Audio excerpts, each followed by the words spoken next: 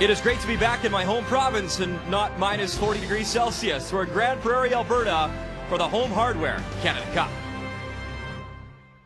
A Scotties championship for Manitoba. It's a resume like no other. A 5-time Scotties champion, a world champion, an Olympic champion. Jennifer Jones doesn't look to be slowing down. Now she aims to add to her Canada Cup tally. Jones versus Fleury. Drop 4 is next.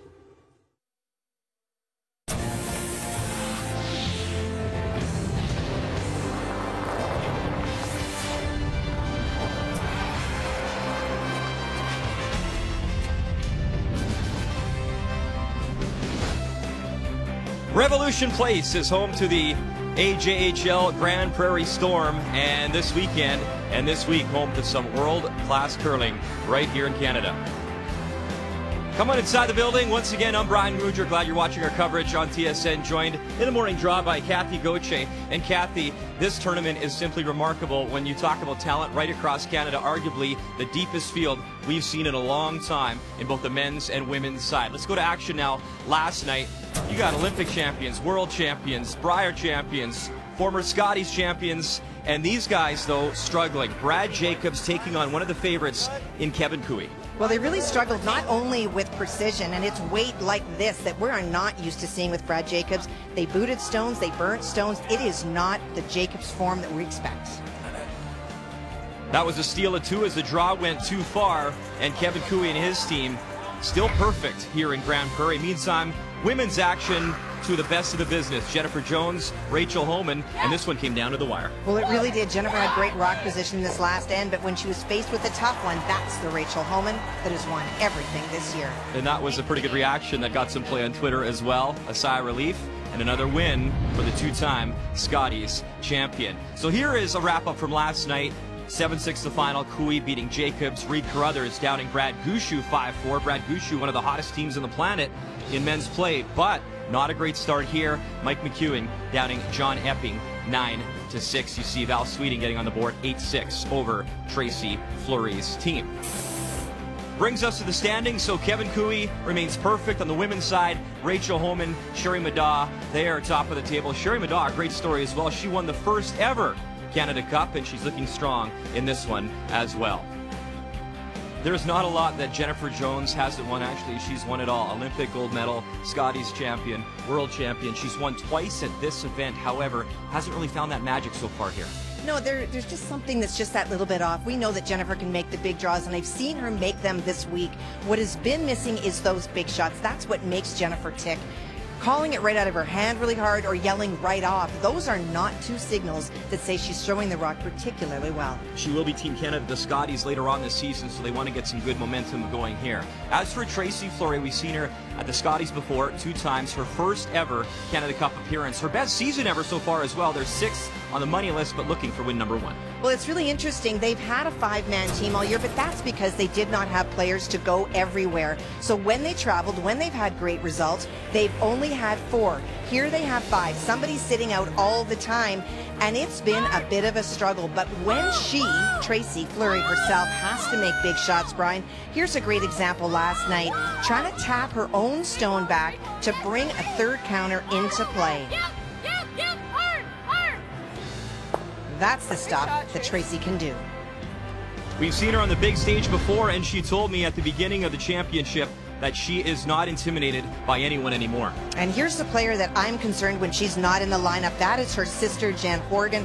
And that is the person that knows her best, how she throws, what gets her up. And part of their rotation means that she must sit. And I think that is the key, having her back in the lineup this morning. In this game today, Crystal Webster will be playing third. Both teams looking for win number 1. It's the Home Hardware Canada Cup. It's next on TSN. The Canada Cup is tough in the sense that there's only 7 teams here, and so every game can make or break your playoff chances. So you know that you're going to have to go out there and play your very best. This is our first Canada Cup, so it's quite the privilege for us to get to play against the best teams in Canada, and the more opportunities we get to play against the best teams in the world or in Canada, it just makes us stronger. We're lucky in that we get to play in a lot of big events all season. We play against the very best teams all year, and you know what to expect, and that is that you're going to have to play your very best to win. The 2015 Home Hardware Canada Cup of Curling is brought to you by Home Hardware, homeowners helping homeowners with expert advice.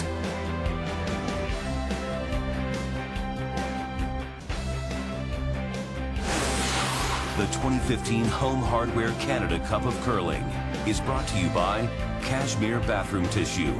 Nothing feels like cashmere. By Tim Hortons Single Serve Coffee. And by Ford, proud partner of the Canadian Curling Association for over 20 years.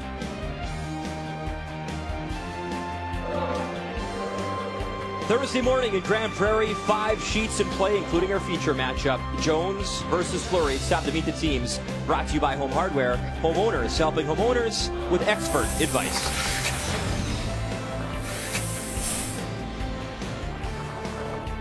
Hi, I'm Skip Tracy Fleury. Our lead is Jennifer Horgan, second Jenna Walsh, third Crystal Webster, and we curl out of the Ottawa Golf and Country Club in Sudbury, Ontario. Hi, I'm Skip Jennifer Jones. Our lead is Dawn McEwen, our second is Jill Officer, our third is Caitlin Laws, and we curl out of the St. Michel Curling Club in Winnipeg.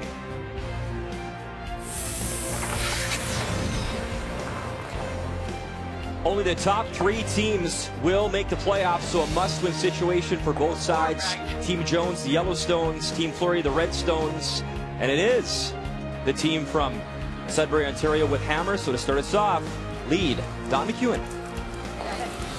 Well, and I don't think it's a surprise to anyone that after 2 games at the top of the leaderboard comfortably with overall percentages is Dawn McEwen. 93 and 95 in her first games, a +2.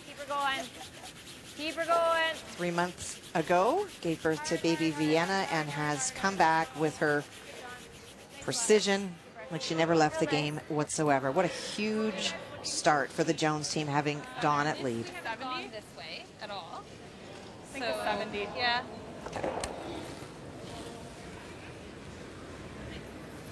So a sign here very early by Tracy that she's not looking to mix things up a whole lot with Jennifer Jones in this first end, electing to draw to the wings, to the open, rather than trying to go around that center guard. And part of that may also be, Brian, that this is a player coming into a different position than she's played before. Wasn't playing last night, and so you're always, you know, looking for that consistency, but you're not on the ice every draw to get it. One of the storylines for this Fleury team that we'll chat about throughout is their alternating lineup. Game 1, it was Jennifer Horgan sitting out against Keane McDonald. Game 2, they took on Val Sweeting, and Jenna Walsh sat that one out. And the real dynamic, of course, is the sister act in Tracy Fleury and Jen Horgan. But the difference is Horgan usually plays at third, and when Crystal Webster comes into the lineup, she plays third.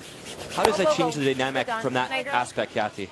You know, I know it's first of all, it's a very European thing. They've been doing that for a long time, but I think that many of the European countries do it because their pool of talent, if you will, is much smaller than we have in Canada. Tracy won last year with 4 players, and you know, it's really nice as a skip to know who's coming at you when, what their strengths are, when you can go, because you know this player throws a great moving in turn, for example.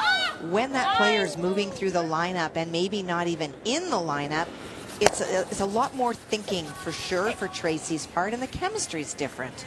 You could put somebody else in the booth with you in the morning who would bring a ton, but it would be different, and you would be sad. They'd be a lot nicer to me. You would be sad. Still waiting for my $100.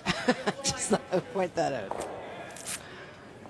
But no, you know, you can have really great players, and we're not judging that they shouldn't have these players. They're all very good, and as Andrea Ronnebeck, the coach, said to me last night, we have 5 very good players. Agreed. But that's different chemistry with whoever is on the ice. At the end only. Gotta move. We should make the point, too, that Tracy Fleury's team, we've seen them in 2 Scotties before, both in Moose Jaw, Red Deer as well. And the interesting thing, their best season ever so far. They're 6th on the women's money list, over $36,000 made. And this is actually the first event, Kathy, this situation has happened, where they've all been able to show up and all able to compete. And simply in talking to Tracy before, she said it was perfect because not every woman could make every event. So this is the first time we're seeing all 5 at one event. So really what you're saying by that is that they are learning as they go here in one of the toughest events that they will play in this year. Lovely shot. But for Amanda, who was with them last year when they went to the Scotties and went, you know, from that earlier qualification process and right through, now she's in the morning game and she's sitting there ready to go in, but it's got to be tough. Andrea did say last night that they took a look at the draw, Brian, before they came here, and they decided who was playing in each game up to the playoffs. So this isn't, you know, the night before somebody saying you didn't play well, you're not playing. They know what they're doing, but it's got to be tough. I'm a competitor. I want to play every time I'm at a building. Mine's perfect. Top four. Top four. Exciting. Top four. That a girl. Good job.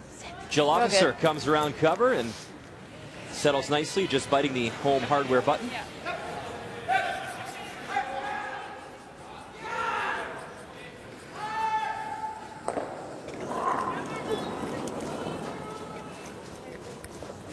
And that is Jenna Walsh throwing second stones for this lineup. Jenna also married, now Walsh and not Engie, as we heard of before at the Scotties. We should have a money jar up here for the amount of times I'm going to call Tracy Fleury Tracy Horgan by accident. We could buy a lot of nice wine at the end of this bonspiel. Well, a good shot for sure by Jenna to run her own stone back. Hoping that it would stick around, but at least gets out of trouble for now. Gives Caitlin an opportunity to get around that same stone that is now a little bit higher. And the run back will be that little bit more difficult. Mine's good.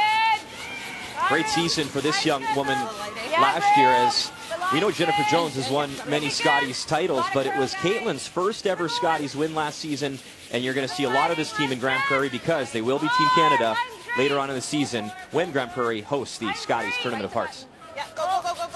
And it's been at the back end that this team has had some struggles, and why they're 0-2 right now.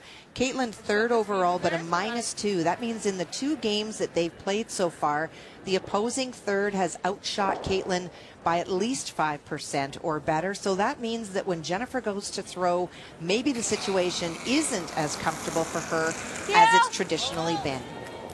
And our first look at Crystal Webster into the lineup for this matchup at third.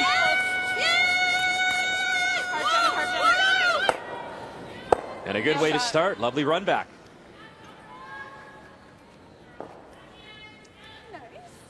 It's a good shot by Crystal. Not only runs it back, manages to stick around just completely open.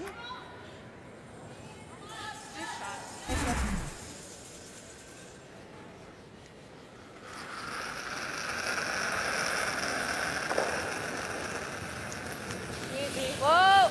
Just bump? Yeah, just bump! Yes! Yeah! Whoa! Whoa! Whoa! Little quiet, Jen. Little quiet. No, no, anything at all, Dawn. Anything. Go, go, go. Good. Good. That was gradual. Good. I was sorry. It looked like it was going. I agree. And I said just, so I thought, oh, it's gonna go. Me too. Sorry. No, I was right there with you. Nice throw.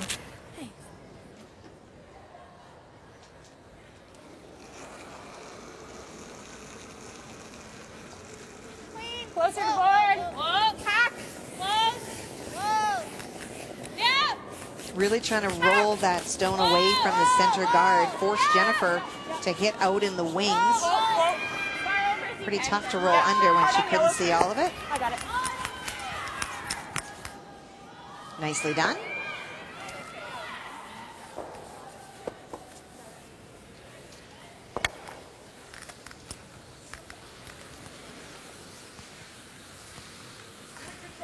Throw 9. Okay. Good, Jen. Let's go.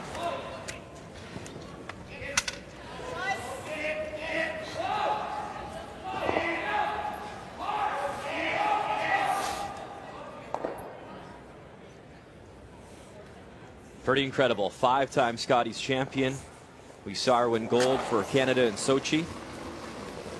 What a performance that was. You talk about the bar being raised. I mean, Jennifer is such an amazing player and has been for a long time, as her team has raised the bar so high in expectations. Every time we watch her compete in Sochi, she was brilliant. The team was great. Jennifer herself was on a different planet completely. Unreal. During the Olympics. The numbers, the shots, we just got used to seeing her make hits on stones that were completely buried. She just saw everything so clearly. I thought we had it. Shoot, what do you have? 19.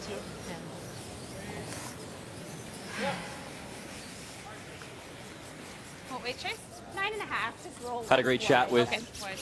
Tracy Fleury just before the competition started, and she ran Curling Canada's Twitter for a while and asking questions, of course, about the team, so fans could tweet in questions about her team or anything about the season or the upcoming season. And of course, me, being me, I had to tweet at her and I said, well, what's it like being married to the starting goaltender of the Pittsburgh Penguins? And she was a great sport about it. And she said, well, I'm just trying to get to Crosby, obviously, through the goalie. Anyways, really good sport. We had a good chuckle about it, so I apologize to husband Brent, likely watching at home, and congratulations to both of them. But if you've gotten to know Tracy and her team as we have over the last few years, just a wonderful group of young ladies. Well, she is, and take a look at who's holding the broom in the house today. It is not third Crystal Webster. It is lead Jennifer Horgan. Pretty straight there. I agree. Yeah. So they keep the sister act intact. That's where you're going to get chemistry. your confidence from, that's for sure. I think that's a very smart move on their part.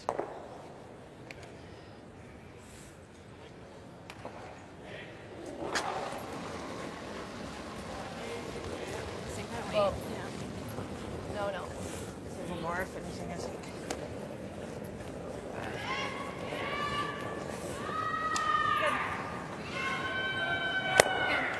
And right in the nose for Jennifer. So the blank is on here in one. It is. Jennifer hoping for a bit of a roll there under to make it a lot tougher for Tracy to blank, but it's early. Don't want to take too much less ice and have it over curl on you. I think we want to force the...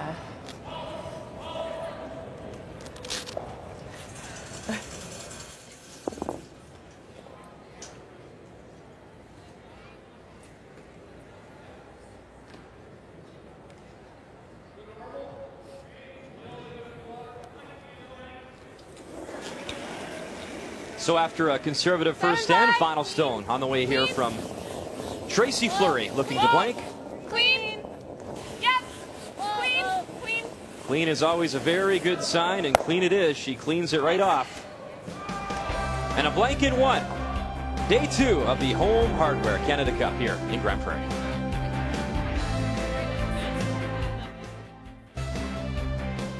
Beautiful morning in Grand Prairie, Alberta. Good day for a jog with the dog. Why not? Update time now. We'll show you what's going on. Draw 4, Val Sweeting, defending champ on the women's side, taking on Sherry Madaw. Laycock versus Cooey over on sheet B. No one on the ladies' side has ever won back-to-back Canada Cup titles. Val Sweeting trying to accomplish that, taking on Sherry Madaw. And a pretty good start here for the team from Alberta, Kathy. Well, it is indeed an opportunity to strike early with a pair. And see, it is a wide open shot for her. Needs to nose, though. L'Oreal St. John's saying clean is just fine, ladies. Nice little bump, and there's 2 on the board. 2-0 there after 1. The men's defending champ, Mike McEwen, he's on the ice on sheet E, taking on Reed Carruthers, both with 1-1 records. And it's McDonald versus Holman. Rachel Holman, 2-0 to begin. Update between Carruthers and McEwen. And a chance for the defending champ to put 2 on the board early. And again, another wide open hit as we move to the other side of the building. Took you from sheet A to sheet E. Clean. Whoa. Yep. And Kathy, you being from Manitoba, we could see these two battle once again when it comes to the Manitoba playdowns in the final. This is a rematch of that Manitoba final. You know, Mike McEwen would love to get to the Brier, but in the meantime, taking on Carruthers here, and a good start, 2-0 after 1. 2 yellow. In our feature matchup, 2 teams looking for win number 1. Jennifer Jones, Tracy Fleury. A blank in 1. Fleury throwing the Redstones has the hammer here in 2. And a bit of time taken in this, and that yellow stone that was thrown by Dawn, her first one, they weren't quite sure whether it was in or not, so it is the only time that you're allowed to call for a measure during the course of the end, and so they had a look at it. Official came out and said it was just out of play, so could not be removed, and so Tracy asked for the corner guard and got it, and then you are all caught up with Dawn's come around. Yeah. Okay, Jen, you got it.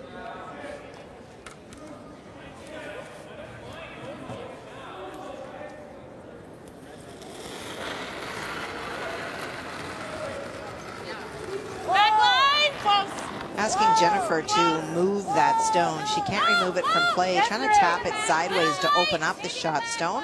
Just through. Calling the audible now, trying to go to the back stone. Boy, that broke hard. Hard. Okay, good job. I think a little bit, yeah. Kathy, what are the keys for Jennifer Jones to get back on track here? Oh, we talked about how brilliant Jennifer was at Sochi last year or 2 years ago. Needs to find some of that form and convert the big shots. That's what makes Jennifer tick. She has played this game for so long at a high level. It almost gets a little bit boring and routine to her when it's a wide open game, but when she's had those opportunities for the big shots, that's when I've heard Caitlin screaming either right off or hard out of her hand. So just not getting crisply to the stick on those shots.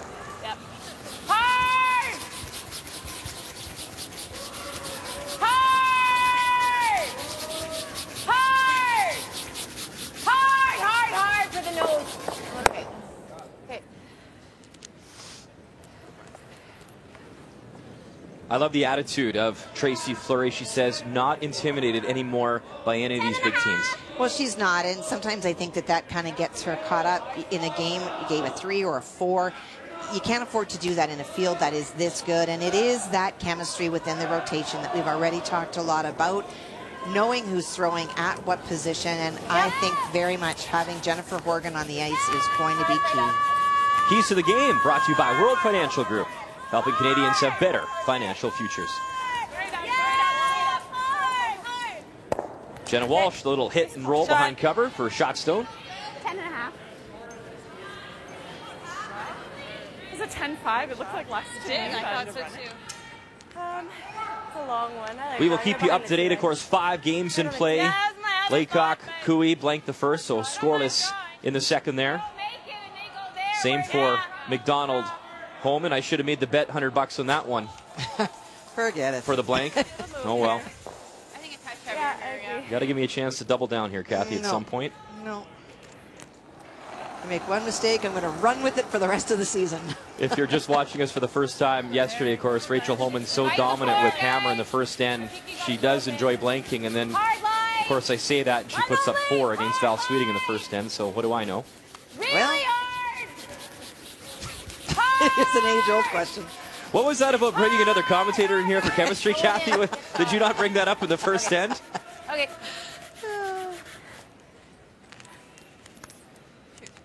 Trying to get around just gets that rub.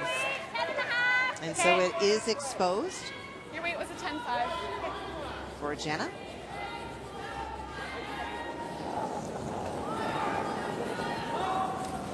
Whoa, easy. Oh, 11.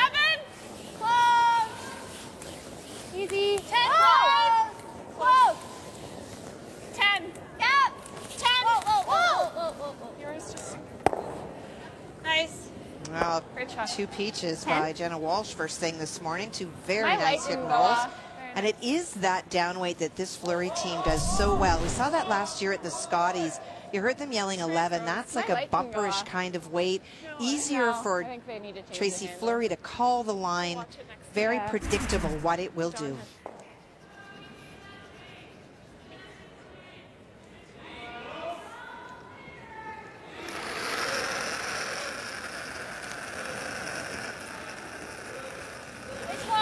Line's good. Volume. Got room. Line's good. Moving. 8 foot for sure. Room. Let it work. Yeah. 8 foot. Whoa. Gotta be top 4, guys. Whoa. No, higher the better. No. Okay, good.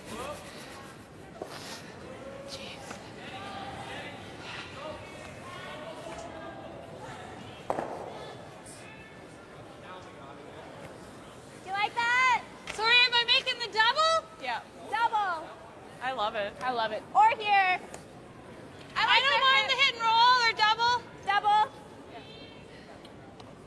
It seems, Kathy, every game out here is such a strong game. Laycock versus Cooey over on sheet B. Cooey throwing the Yellowstones, his final one, and it looks like he's got to draw and just catch some 4 foot for 1. It does indeed, facing 2, and one thing that we're seeing this morning is with such a short round robin and teams having played 2 games yesterday, they are going hard after each other right away. Lots and lots of rocks out.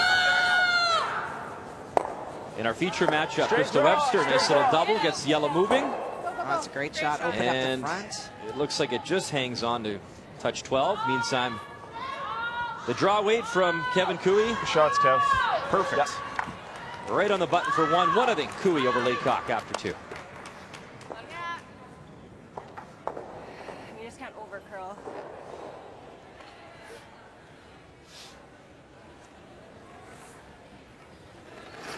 And a big shot by Caitlin is needed here. Those red stones are starting to accumulate in the house, and reminding you it is Tracy Fleury and her team that do have hammer here in 2. Whoa, then, whoa! Nope, you're bouncing off. You're heavy off. Yeah, we don't want it. Don't want it. Yes! Hard! Hard! Want to keep that angle, freeze it on properly. Good. Okay. And it looks like they are 1-2. Great wave, yeah. Pretty close. Well, they're going very hard for line at the end. It wasn't a weight issue. These two put a lot of pressure. They're very tight together. Trying to keep that rock as straight as they can. Okay, good. I heard Tracy yellow, and I believe that we're second, so it sounds like they are second stone. I do believe that that red in the middle one is Brian. Yeah, too bad they set the first one too far. No, I know.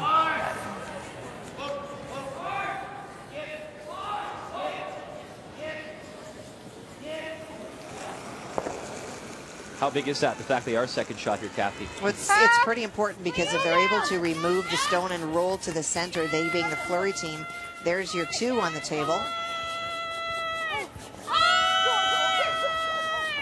And a big scrub there from the front end. In the meantime, Christy McDonald, Rachel Homan. And final stone on the way here from Rachel. A chance to pick up a pair. Clean. Just Joe. Whoa, off. We're good. Joanne Courtney It's like taking it. guiding the rock in, and bang on the nose. So there is 2. Rachel Holman looking very strong. 2 wins so far and up 2-0 after 2. Get in, guys.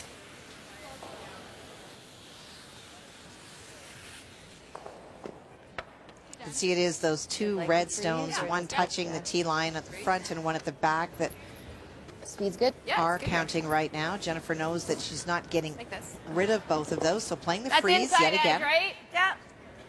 Looks like a lot. Hairless. Let's go, Jen. D-line.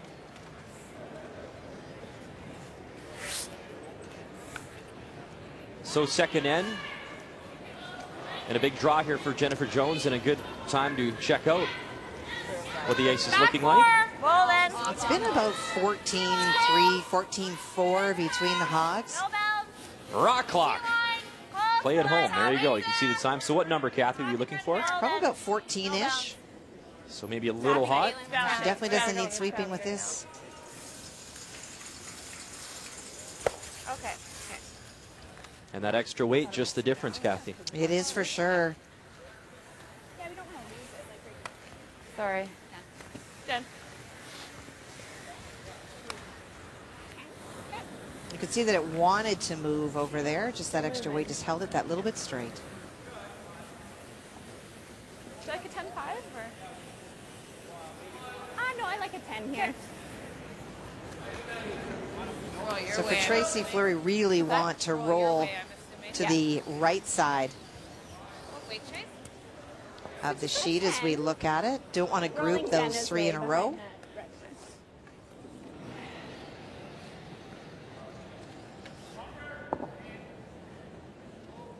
Just a little less.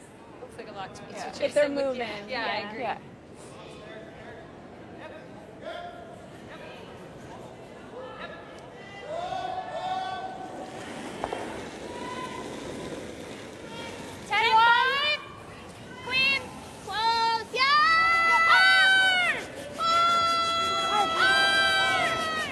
charge. Watch out the middle. Don't charge the middle. There you go. Big brush the entire way for Tracy Fleury. And she'll move her own red stones around. 10-7. Okay. 10-7. And there's the reason why. 10-7. She was looking to throw 10, that little less weight. It's just going to curl that much more. Yeah. We're just really going there. I got a 10-7. Yeah. We can't Maybe wreck. hair less. No, we can't. Like even if we're here, Yeah. And if we're. we can go off that though. I think we Yeah. Okay. You got it. I know.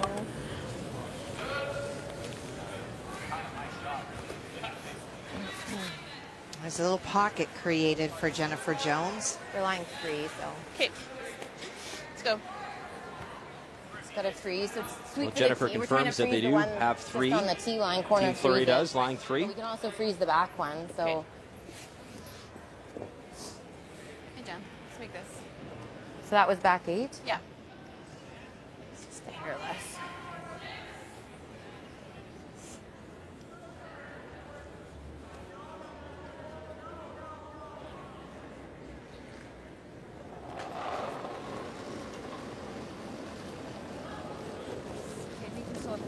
Mine's good.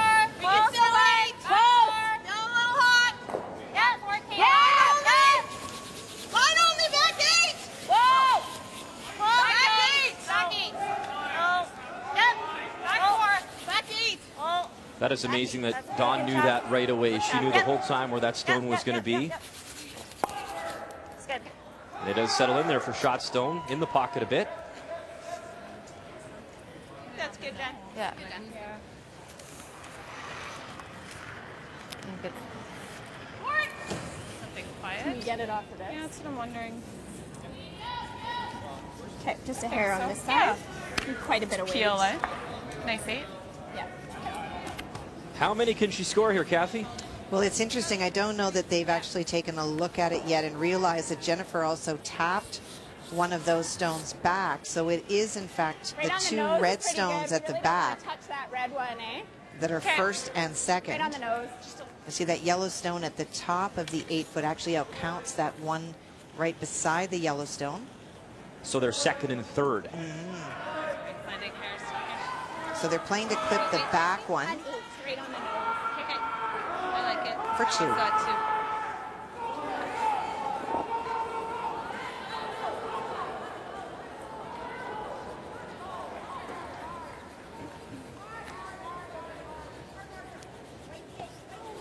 So after a blanket 1, final stone here in 2 on the way from Tracy Fleury. Whoa! Whoa! Whoa! Whoa! Whoa! Close! Whoa! How close is it?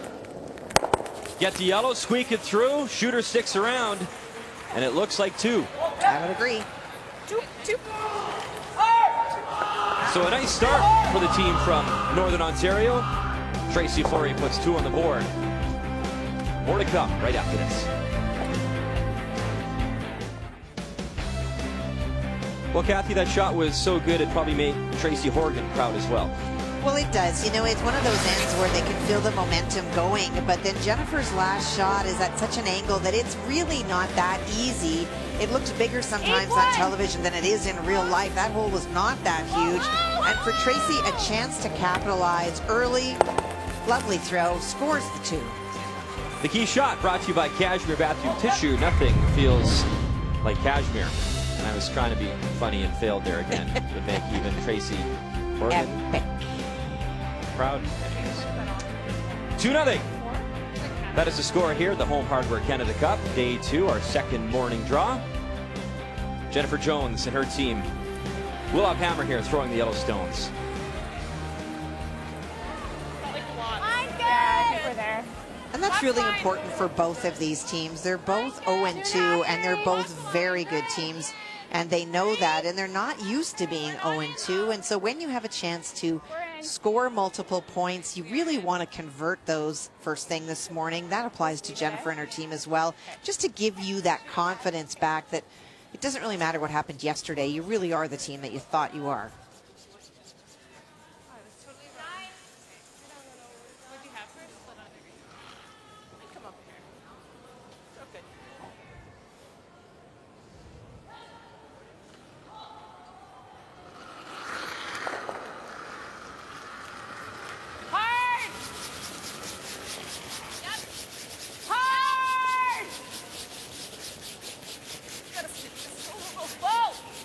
Will. Stick around, though. Don McEwen makes the red go away and keeps the shooter.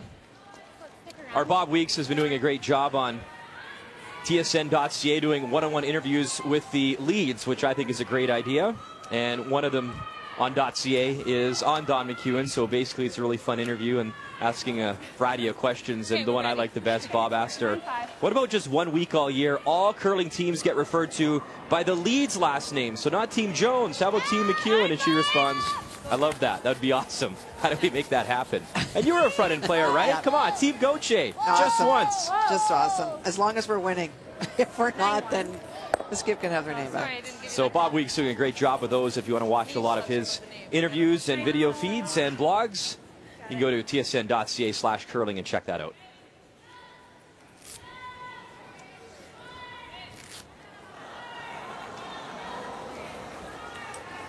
Lots of line. It's close. Line's a little tight. Okay, you're gonna hit it. Hit it. Oh, yeah, Drew. Wait's nice. Wait's good, Jen. Line's good. We're there, Jen. T-line. Line's good. Well, that rock settles. We'll update you now. Reed Carruthers, Mike McEwen, At the end. of course, Don's husband, the defending champ on the men's side. And Reed, final stone, a chance to score 2 and even things up. Looks like he's trying to play a run back to bring his second shot into play. And right out of his hands, they go at it, run it back. Okay, 2. Don't touch him, don't touch him. Don't touch him, meaning the red and the yellow on the right-hand side. Want to have BJ take a look. Didn't take him much time to decide it was 2. No, never. So 2-2 after 2. Both those teams also looking for win number 2 here in Grand Prairie. Oof. 7-9. That looked like a lot of ice, too. Did it? Yeah. I didn't even see. Miss there Okay. from Jenna Walsh. Well, it's got a lot of rotation, that's for sure, and she had a lot of weight as well. Yeah. Not sure how she threw that.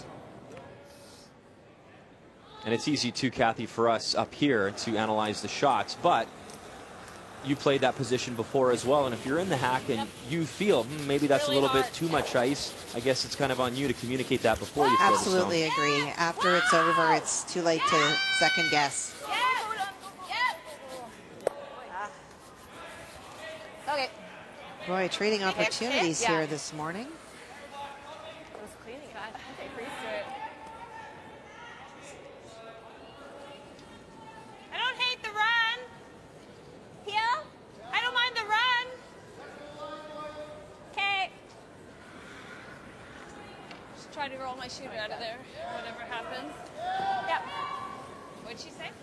They're thinking along the Hitting on the same inside. path. Tracy wants to make sure that this run attempt doesn't leave a guard there and that stone's still buried. So thought, why don't we just clear the front? They'll call early on Crystal if it looks like it's not going to get to the nose and remove it. 8-5. Yeah. Yeah. Whoa. Yeah. Oh. And she'll just miss the run back.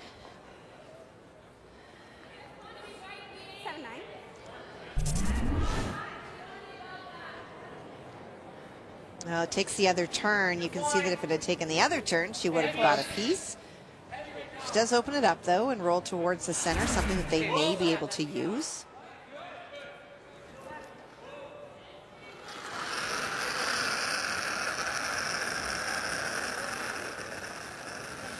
I think you're there, but you just want to bite the 8.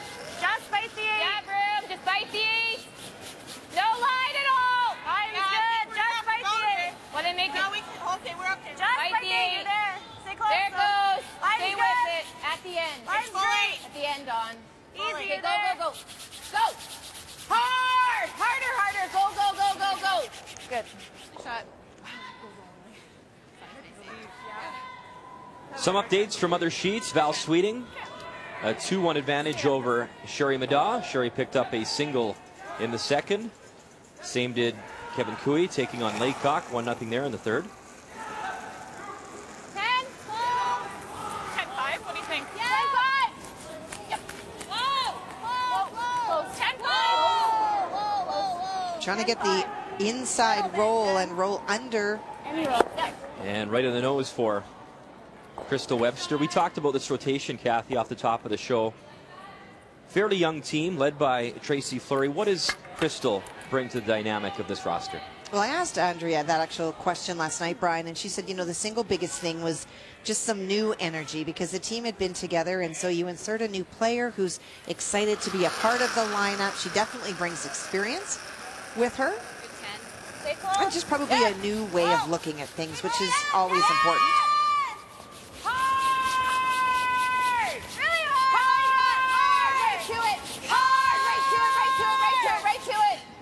No.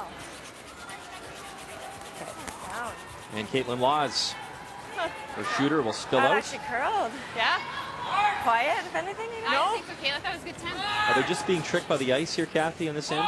Well, surprised by that one. Thought it would run a little bit better. Yeah, when I was like, okay, we're going to get one. Yeah. Sorry. I wouldn't have thrown that any different. Okay, so confirmation that she's throwing at the stick. You know, depending on which sheet you're on, certainly we've seen that if you have an in-out release on Jamie's ice, it's going to stay right there. But when you're throwing it at the stick and you're throwing it, you know, in a relatively easy sort of weight, it is going to move. Rachel Homan taking on Christy McDonald. Christy throwing the red stones. You see Rachel has one right on the button. She's lying 2. So a real tough draw attempt here. You got to play that intern draw way out there and hope it finishes enough to grab some of that button. I don't even know if there is a shot, shot. We're right behind that sheet, Brian, and that shot stone is completely buried. And she would have to actually tap it back as well. So this may be the draw to concede 1. Yup. Okay, you're good. You're fine. Waits close. Can she bump it a little bit? It'll slide by, but they do limit the damage to 1. And you can hear from the call that they knew there was no way to get shot. It's just keeping yourself in the game. We threw this. Yep. You got it. 9.5. Okay. Rachel Homan comes in super hot as well. No real good place to put the draw. Unbelievable winning streak, over 100,000 on tour. And look at this, Kathy. Yeah, that's try and spin. You might spin right up. It's crazy.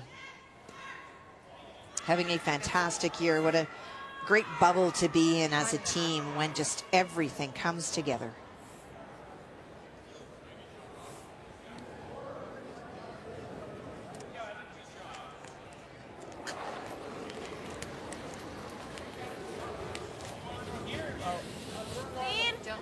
Clean.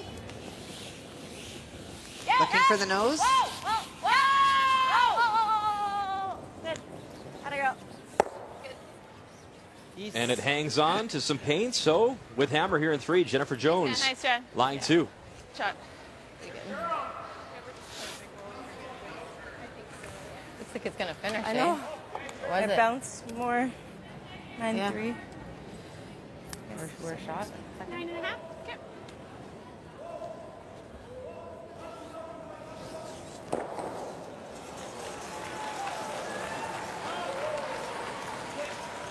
Try roll it behind some of that cover, maybe tuck it behind that yellow stone cap. Sure, you know, it's elimination of a stone, and if you manage to get that roll out into the wings and make it tough for Jennifer, that's ideal, but they're not going to go so hard for the roll that you roll it out and allow Jennifer just to draw for the 2.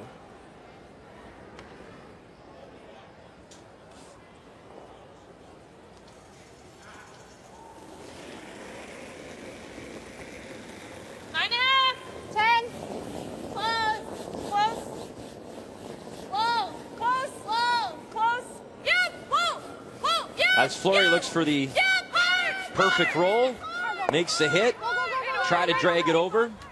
She will be shot stone. We look at Steve Laycock and Kevin Cooey. Steve out of Saskatoon. You see the Yellowstone there partially buried, belonging to Kevin Cooey, and Laycock will try to make that go away.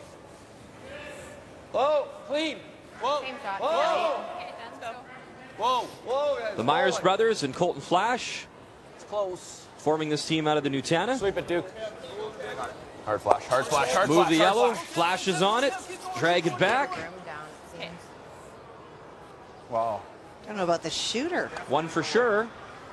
It's your guys' call. Was it? I was still looking at it. I think it's good, guys. You got to take it, Mark, don't we?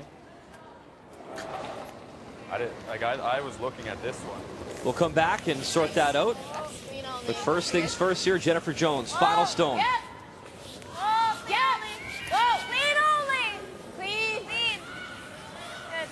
Officer will clean it down on the nose, and Jennifer Jones puts 2 on the board. I think the issue on the other sheet was they moved one of the stationary stones before the thirds agreed on how many points it was. And we can tell you it was 2 points on the board. More to come from Grand Prairie right after this.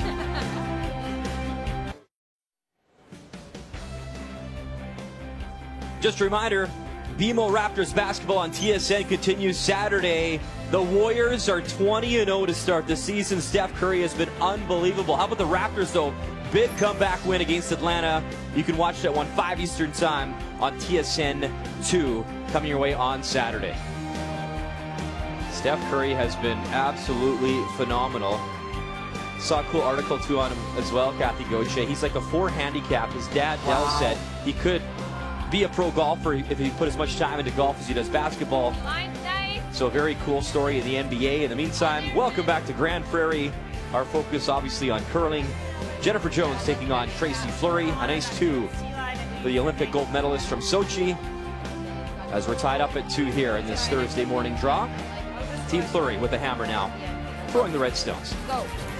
Go, go, go, go. Keep her going, keep her going, keep her going. Good spot, Dawn. Good judge, guys. Come off a bit. Yeah. I actually thought we were going to have to squeeze it back for a second.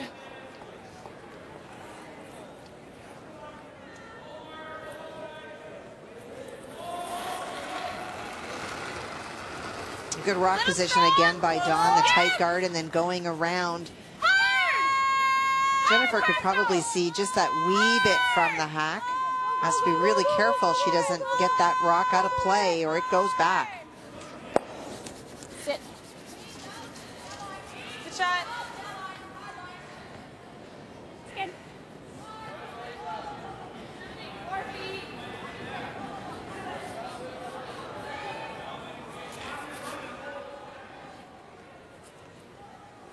We talked about Tracy's great start and this team's great start to the season, their best they've ever had. 6th when it comes to the women's money list, and I asked her what's been going right. I think the biggest thing that she told me was consistency. Just being consistent, which I find interesting, the rotation they're using, because I guess to be consistent, you would think your routine, your 4 women playing together. But I guess a lot of different things work for different teams. You just got to find your way. Well, that's true, but also what you said, Brian, when you talked to her was that, you know, they never ever had 5 on the road. They had 4. So within that 4, they found consistency in that weekend. This is the first time they brought 5 players to an event and had to have someone sit out and have a different lineup, a different rotation all the time.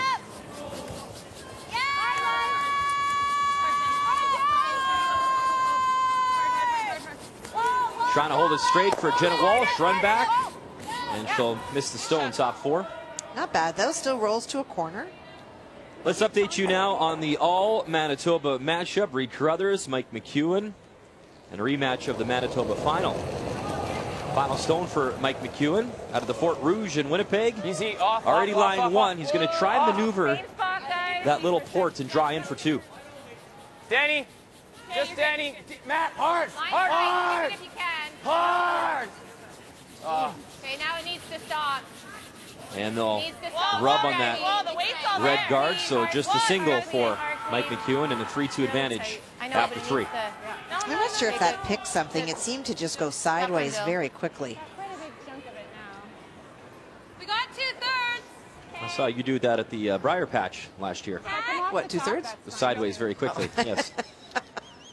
It was entertaining. I was there one moment, the next moment she's gone. We're sweeping higher up on that one? You should be thankful, Kathy. It's not a week-long process here. You get rid of me by Saturday. I'm just counting my stars.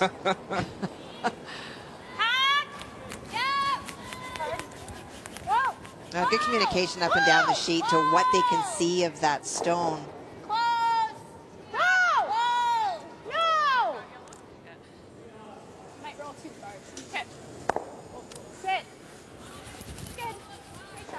And the shooter does stick Good around. job. Yeah. Get a time check. Val Sweeting, Sherry Madaw tied up at 2. Right on the nose. 9. Madaw with a steal in 3.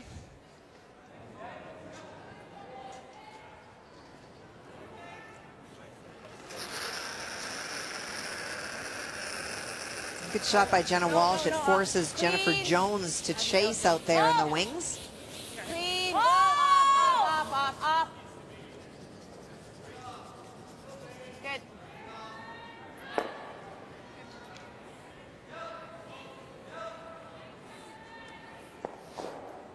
And she sticks around out there, but I can't see Tracy Fleury being concerned at all about those 2 yellow stones. The one that is the problem stone is that tight guard. The other option, of course, is that she could choose to ignore that stone and utilize either of her corner guards and go behind and have Jennifer Jones a bit on the ropes. I think the fear is just that at some point Jennifer may tap that stone back or get around it, and then she'll have a very tough shot. Hard, Jenna.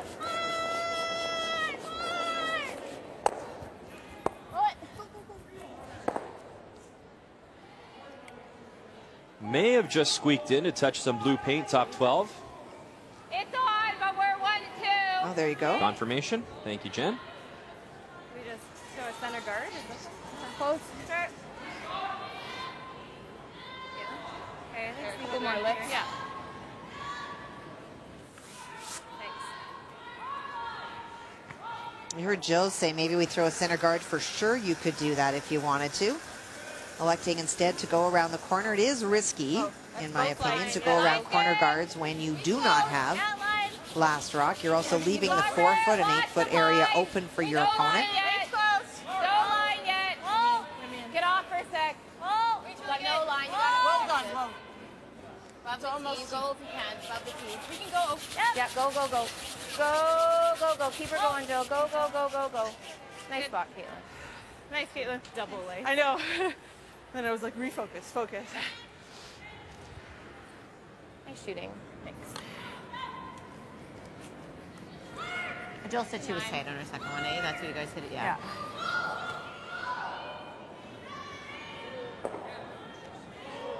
Playing the run back. Crystal's had a run back every end so far in this game. Whoa! 9-5! Close! 9! Close! Whoa! No! Big rollout, maybe? Yeah. Change the rooms. I'll take the rock. Okay.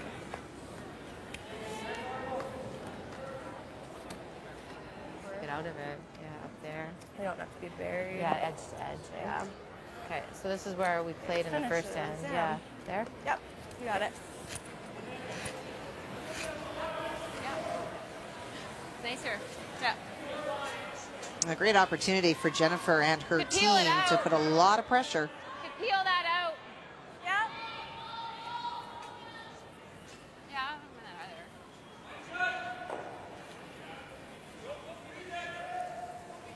either. You just should go behind this one. I like that. We're sitting. She'll play the hit and roll over there, probably. Yeah, that's true. And then I might have to, I might be blanking. Do you know what I mean? Possibly. Let's just go here. Okay. Is that nice? Yeah. You got it. I like the call. You know, it is biting. We've heard Jennifer say that, but it is the Jones team that are line 3. And if you peel that stone out, you can't peel it with the in-turn side because it can risk jamming onto your own. So you peel it on the out-turn side and roll out. You know, you still allow a wide open house for Tracy Fleury. And so here's an opportunity to put even more pressure on this young woman. Kind of full 8. Okay. Like this. Should have lots of line. We're not trying to dead bury it.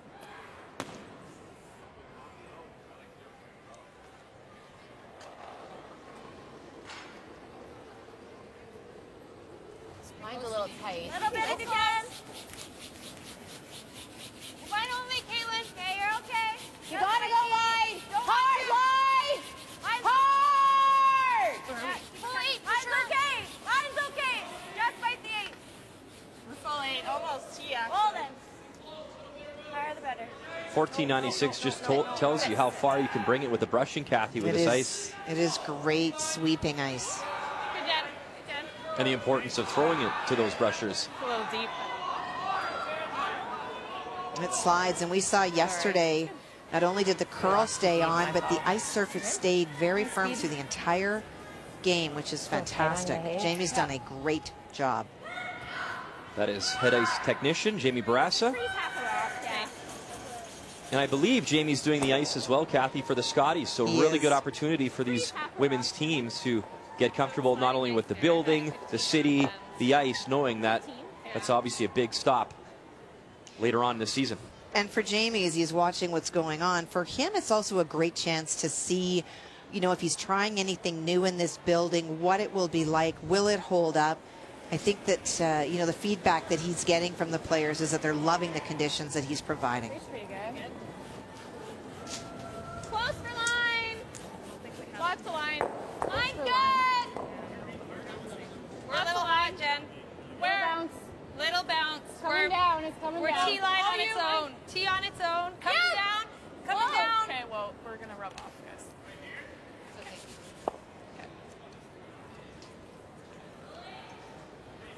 I think we're getting around it.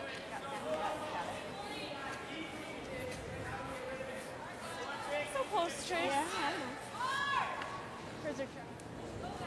It's very positive feedback, very close to being perfect, but with that little bit of a roll off gives Jennifer a chance to get to the Right nose. on the nose, a hair of a roll would be good, but just a 10.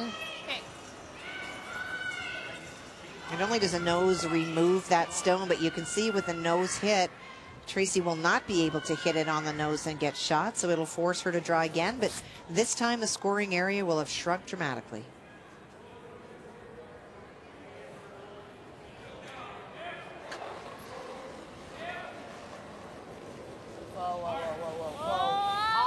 Off. Go big. Yep. Whoa. Yep. Whoa. Yep. Whoa. Lots. I think it's lots. I don't really want to sweep it because we're rolling out. Sorry. Sorry. That's fine. Yeah.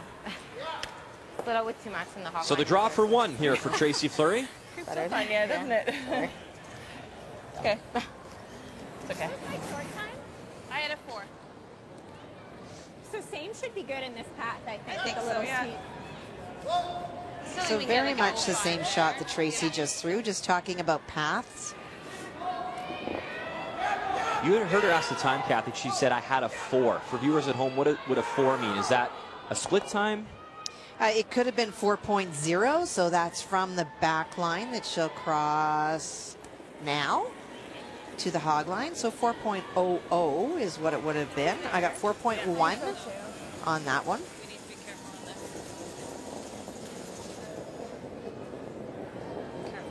Final stone here in 4 for Tracy Fleury in the front end, not even putting a lick to it so far.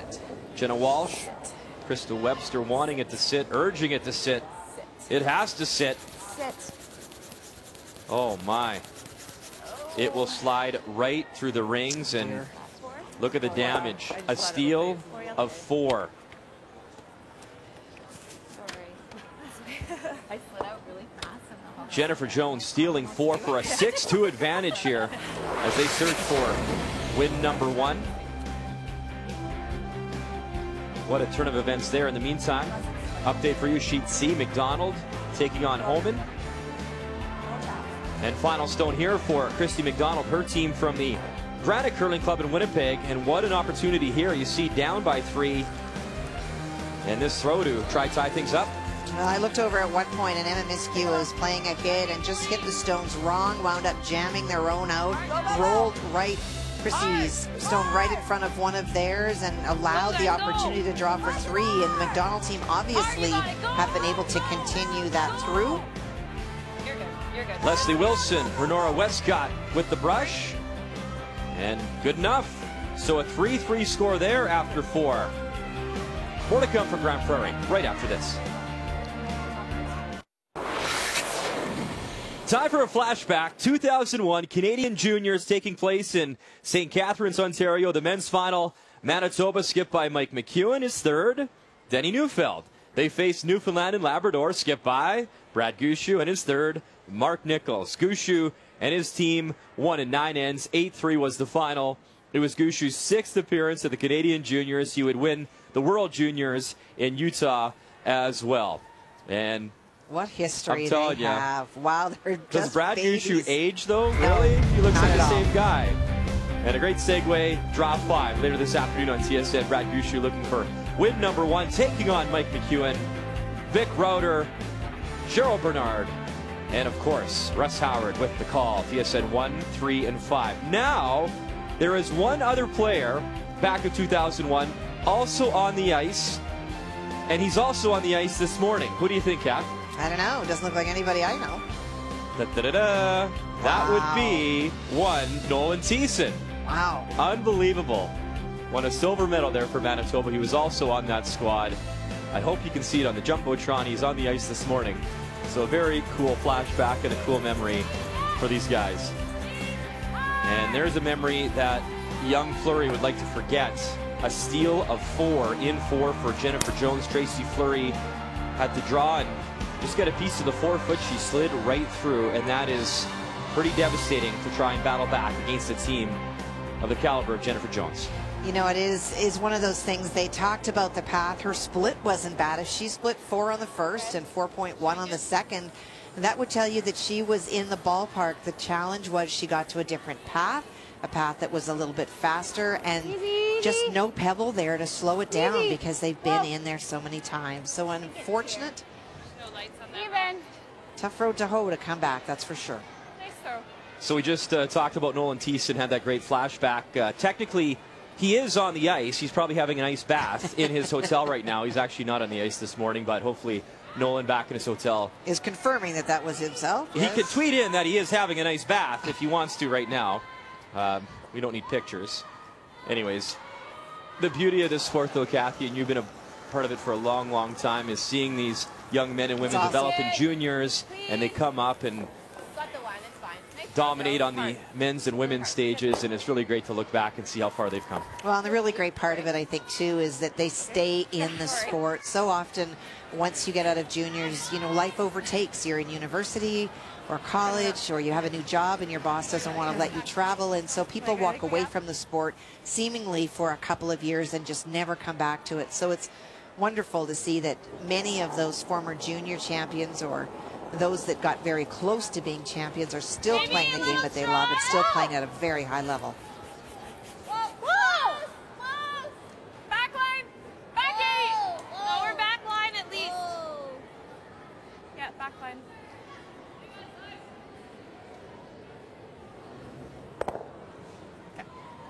Hey, sweet.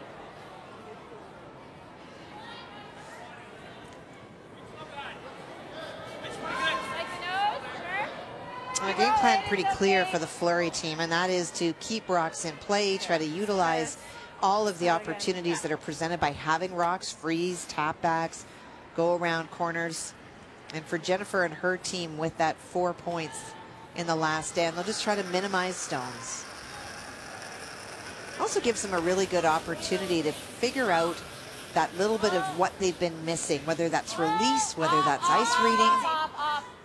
This one's actually Off. We're sticking. I just want to try to get it. Over on sheet A, Val Sweeting taking on Sherry Madaw. Val, your defending champ on the women's side. Final stone and a chance for a 5-2 advantage, a draw for 3. Well, it looks like she's already lying too, as you say, Brian. Looks like full 8 foot will give her that third point that she seeks. Curling a bit. Mine's good. It's curling like that. 14-9, a little less than her last one. Full 8. Dana Ferguson, Rochelle Brown guided in. Lori Olson-Johns in the house, and there is 3 on the board. 5-2 advantage as Val looks to give Sherry Madaw her first loss here in Grande Prairie.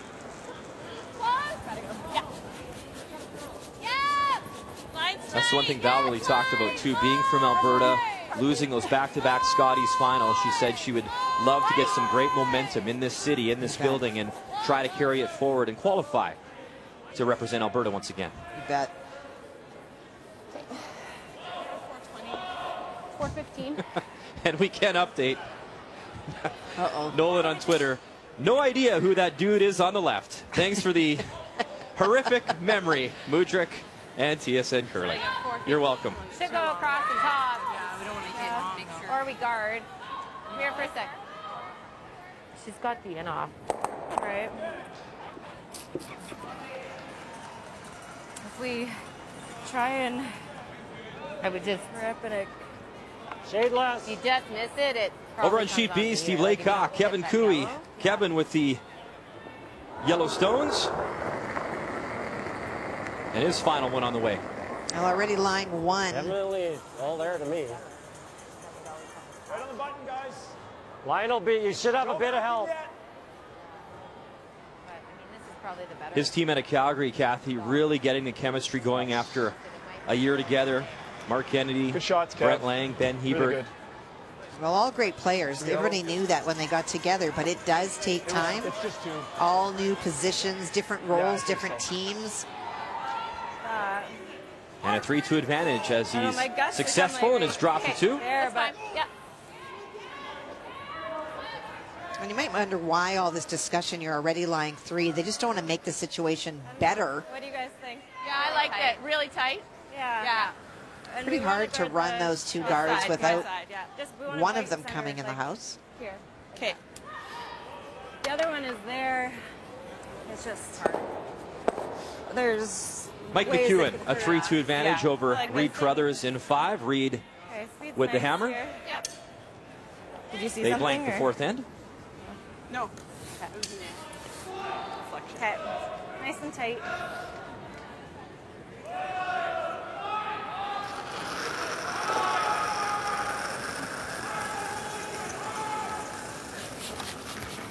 Halfway. You gotta switch.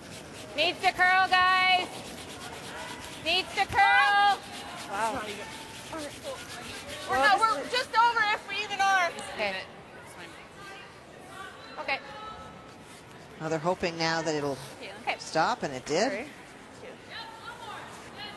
A long guard would not have been a good option at all. I feel like I took that much off. Didn't she? Dropped No, it didn't look like it. Sorry. Weird. Yeah, I'm confused.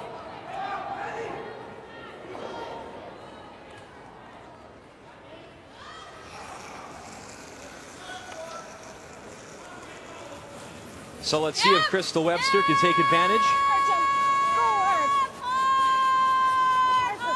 And they scrub it right out of her hand.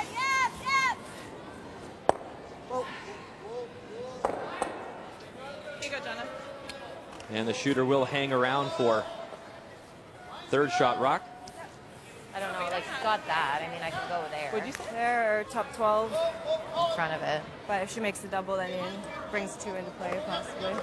Play that hit and roll, but it's behind the tee line. I think Yeah. we just do Don't want this. to stick or Don't mind sticking. I don't mind forcing. I don't think it should come into play. But So I if we think, roll out, Kathy, it's fine. sometimes I the don't really wanna roll stats can be behind. misleading at times. I mean, maybe on the stat sheet, the shot Crystal just made, she did hit and she rolled and she didn't roll out of the rings. But if you make that perfect roll and you stick around for 2nd shot, the 2, and who knows, maybe even 3 is in play, but a lot of times that does not show up on the stats. No, it is interesting. And, you know, in this position, I agree with Jennifer 100% to remove that stone. You know, your tendency might be, let's throw another one in there. But if you throw a rock in the top 12 foot or even guard that shot stone, there's a very simple, by, you know, distance sense anyways, crosshouse double. And then if she sticks it there, all of a sudden it's behind the guard that you just threw. So you're up 4 points on the board. Get rid of the opposing stones. And make Tracy Fleury make a good shot. Nice shot, Jen. Good go. Good, Jen.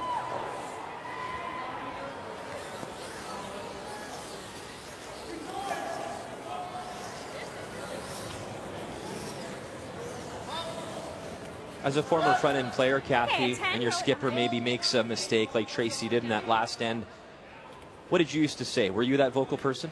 Yeah, you know, and I always kind of felt that I was a bit of a team cheerleader. And, you know, I've had the luxury of playing for some brilliant skips my entire career. And you know that they make way more than they miss, and that was just a little bit of a glitch, if you will. And so you just remind them that it was one shot. really important to share information. If they felt that she had thrown a little bit different, or if her speed was a little bit different, you're looking at the rock all the time as well. But you just stay positive. You can't take the shot back, and so you're moving forward and really want Tracy to be able to make the next couple. Yep.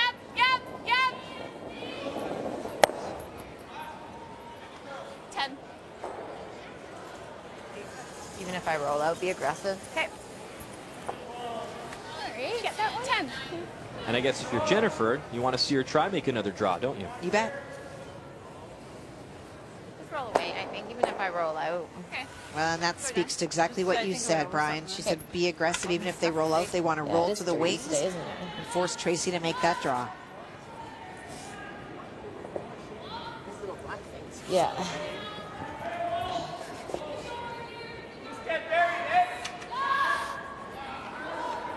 Nine and a half, 10. Okay, let's go down.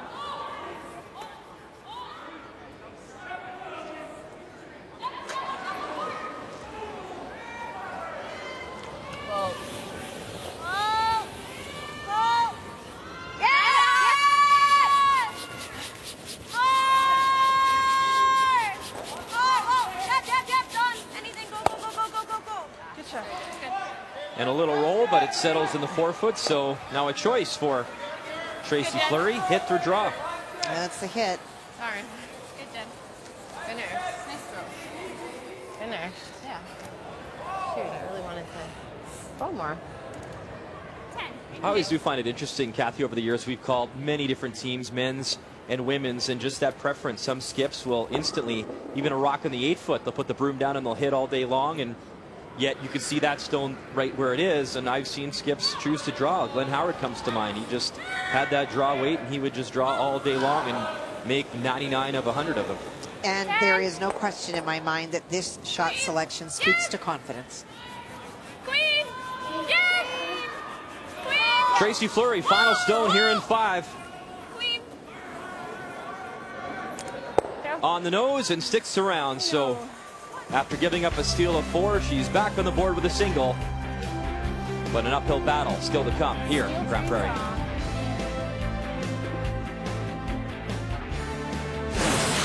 The 2015 Home Hardware Canada Cup of Curling is brought to you by Home Hardware, homeowners helping homeowners with expert advice.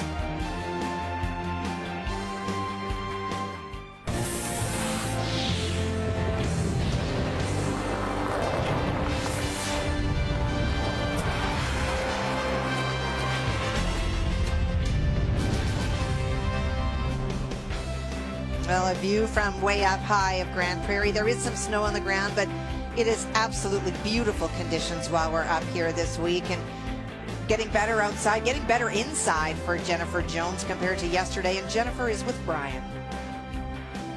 Jen, I know day one was frustrating for you and your team. How nice is it to have some breathing room and be ahead in a game here? Yeah, you know, we missed a couple of big shots yesterday, but it's a new day today, and we came out and played well and have a little bit of a lead, but a lead is hard to maintain, so we're going to have to play tough in the second half. You've always represented Canada so proudly. You're going to come back and be Team Canada in this building. Is it nice to maybe get some positive vibes going, knowing you're going to be back here? Yeah, it's always nice to come. We know what to expect when we get here, and the people have been fantastic, so we can't wait to come back and hopefully have a good Scotties. Good luck the rest of the way. Thanks a lot. Let's take a look at the numbers after 5, and they're brought to you by Ford of Canada, proud partner of Curling Canada for over 20 years. We saw the numbers for Jen when she was talking to Brian at 83%. Throughout that entire lineup, at least 10 or 15% better than their opponents. That means trouble for Tracy Fleury, but for Jennifer Jones, getting on track is what this game is all about. Now needs to hold it. Well, for Tracy Fleury, though, down 3 without, got a tough road to hoe. Find the magic is what they need. The 2015 Home Hardware Canada Cup of Curling is brought to you by World Financial Group, helping Canadians have better financial futures. By Sponge Towels Paper Towels, nothing absorbs like it. And by Tim Hortons Single Serve Coffee.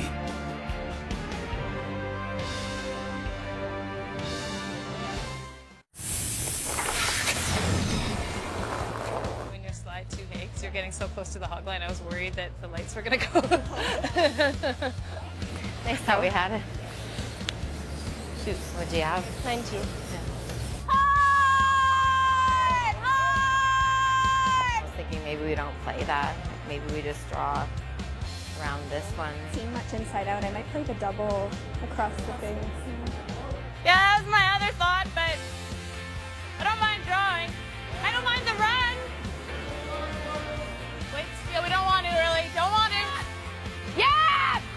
Hard!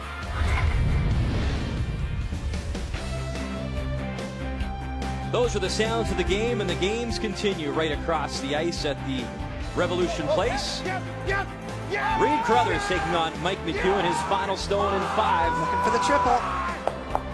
Gets 2 going. And just a single, the red one right on the home hardware button. So 3-3 after 5. McEwen will have hammer in 6. Back to our feature matchup, and of course the one end that certainly stands out. It was a very tight game until 4, a steal of 4 for Jennifer Jones. Fleury picking up 1 and 5, so down 6-3 without hammer. Kathy, and put on your coaching helmet. What would you tell that young team in the break?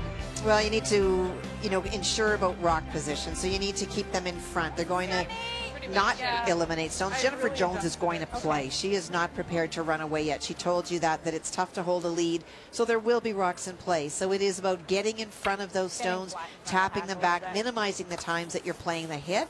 And if you can get into a situation of forcing or limiting Jennifer to 1, and then you score 2, this is a 10-end game. It's not the 8 that they're used to. You have time to come back. Line's good. Don't want to. Well done. Close though. Close. Little tap. Backboard. Actually, we're. Yep. Through. Line only. Yep. Weight's good. Whoa. Don't want to. Yeah. Yeah. Line straight. Right to it. Weight's perfect. I don't think so. Whoa, whoa, whoa. You can chat. Okay. That's a great start. Great morning for Val Sweeting. A 7-2 advantage over Sherry Madaw. Lake Kakui tied up at 3 in the 6th. Room. We're there. And another Tapping. 3-3 score between McDonald Top floor. and Rachel Holman. Rachel Holman still perfect here in Grand Prairie there in the 6th end. Yeah, go around it. Too late. You can't. You can't. Okay. It is trying a bit, but it's still tapping. We try and bounce off. Yeah, rub off, rub off, rub off, rub off, rub off, rub off. Okay, Dawn. Here's the standings now, and Val Sweeting, the defending champ on the women's side, looking for win number 2. Had a nice steal of 2 and 5, taking on Sherry Madaw, who's perfect. Rachel Holman the same. Kevin Cooey on top of the men's standings at 2-0, and in case you're wondering or watching our coverage for the first time, top 3 teams, of course, in men's and women's play will make the playoffs on the weekend. The top team in round-robin play advances directly to the final. $14,000 in cash up for grabs for first place for each team. And I think what a lot of these teams, Kathy, are striving for, that Olympic curling trial spot. And that happens, of course, in Ottawa. Chance to battle to represent Canada at the Olympics in 2018 in South Korea. And the winner also gets a spot in the Continental Cup in Las Vegas, Nevada. And the Coles Notes version of why there are 8 men's teams and 7. 7 is actually the target for the Canada Cup. It's what they want in terms of teams, but in terms of fairness, teams are awarded points throughout the tour when they play in bonspiels across the country. And Curling Canada wanted to ensure that, within a 1% margin, if your closest competitor is there, that they would consider it a virtual tie, even though you may have a few more points than your nearest opponent. And so that happened with the 7th and 8th place team, and so 8th got to come into this as well. But there still will be only 3 qualifiers, if you will, in the men's field and in the women's. That allowed John Epping to get into the competition, and him and Reed Carruthers were very close when it came to the points. Easy. Easy, guys. And Epping, one of those teams you just can't take lightly. He came out and won his opening game on a amazing slash run back on his final shot. He's a great player. Do you want me to finish it, though? I think you might be able to a little bit if you can. Yep. Yep. Yep. All right, Grace, go, go. Yep.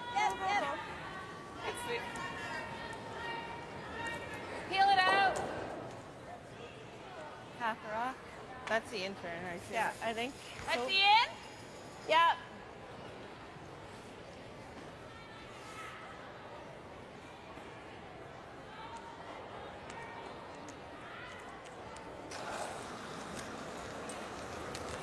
Yep. Really hard. Hard. Hey, whoa. Yep. Jill Officer Oh, geez. Okay. hits it very thin, but does indeed get the job done. So you're a little bit, I don't know. Nothing says confusion like that face. And for sure, Jill, you know, she's probably thinking I may have been a wee bit inside, but it came right across the face of the stone with a lot of weight and almost missed it on the other side. And is that typical? No, definitely not on this kind of ice. Usually if you throw a lot of weight, it's not going to do a lot of anything. And so it may have picked up a little bit of debris on the ice. Gripper mark, for example, might have got it jumping sideways. Line's good, I think. 2.5. 2.5. Line's good. 2.5. It's pretty good on its own, I think. Whoa. Good shot. Atta girl. They take an edge raw. 15? What did I give you on mine?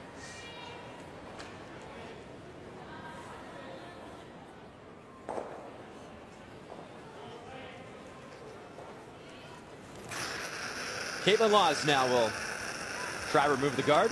Clean. Yep. Clean, only clean. Got it. Watch the side there. Try not to kill that. Good.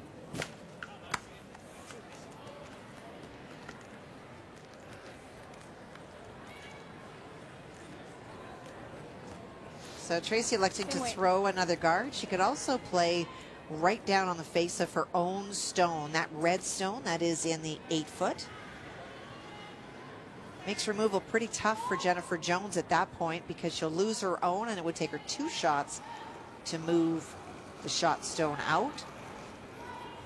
Tight. Don't let your hair last. Little more. Would you go in there now, Kathy? I would come down on top of that red stone, make it a little bit tougher for Jennifer because with the guard there's not a lot of thinking, if you will, that's required for angles. It's going to be a straight elimination for Team Jones. Go, Jen. Go, Jen. Good. Good shot. Good throw. Here you go. Oh, shot.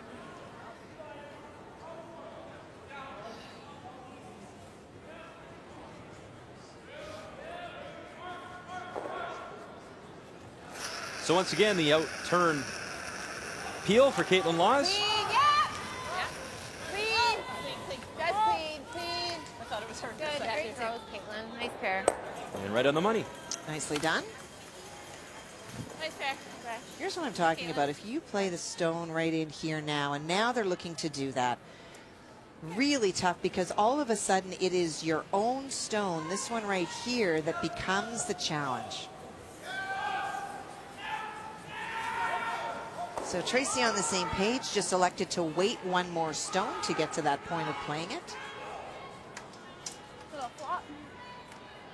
Wait, 10.5, just a little flop over. Oh, she's actually not playing that shot. She's playing the hit and roll in front. Right up.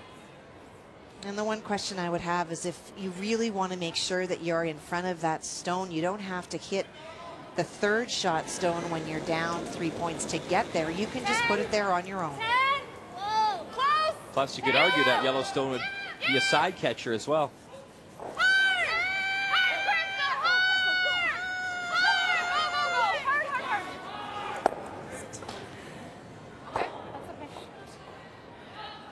And now the double is there.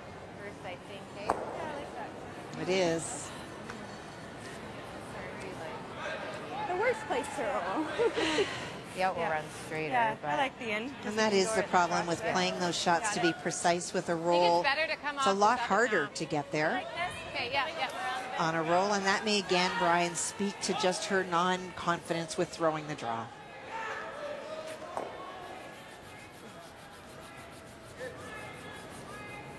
It's funny though too, but as an outsider or a fan just watching at home, you would think you can throw the draw, get some confidence, you have backing, it's not like you have to draw the forefoot.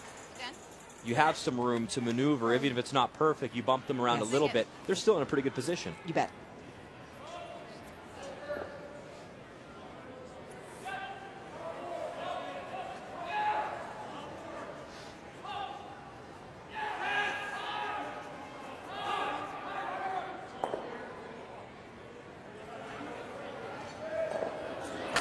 So Jennifer Jones now a chance to play the hit. Clean.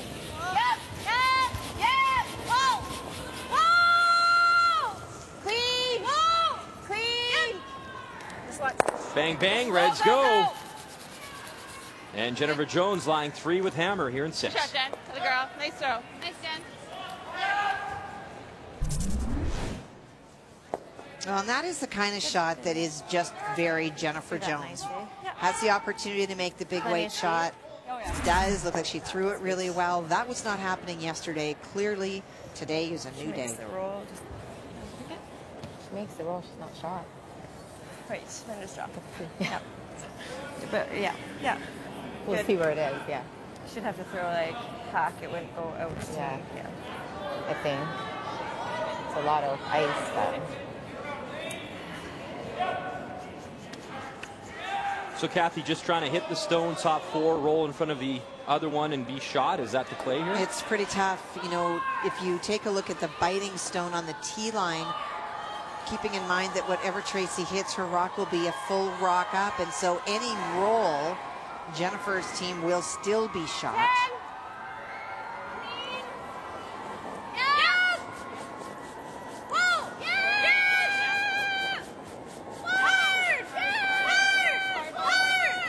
Final stone for Tracy Fleury, hits it on the nose, and it won't be shot stone.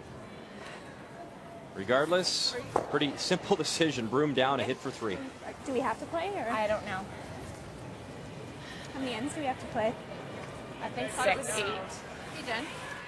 And that's never a conversation you want to be having with your teammates. A rough morning for Tracy Fleury, her team out of Sudbury.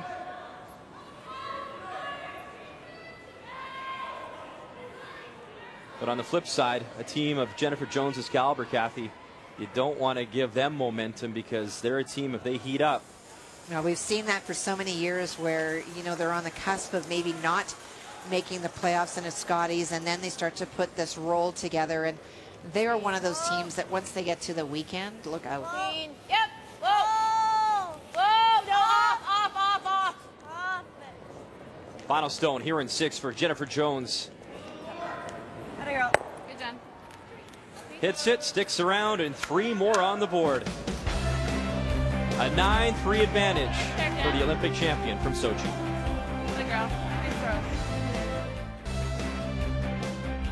Welcome back to Revolution Place in Grand Prairie. Brian Mudryk, Kathy Gauthier with you. And we're going to switch our focus now. Jennifer Jones, a commanding lead over Tracy Fleury. So we'll check in on Team Cooey out of Calgary taking on Team Laycock out of Saskatoon. They traded 2s in this game, all tied up at 3. Cooey comes in, a 2-0 record. Laycock at 1-1. Team Cooey, the Yellowstones. And Kevin does have hammer. And you see the overhead there. Looks like Laycock is shot stone. Yep.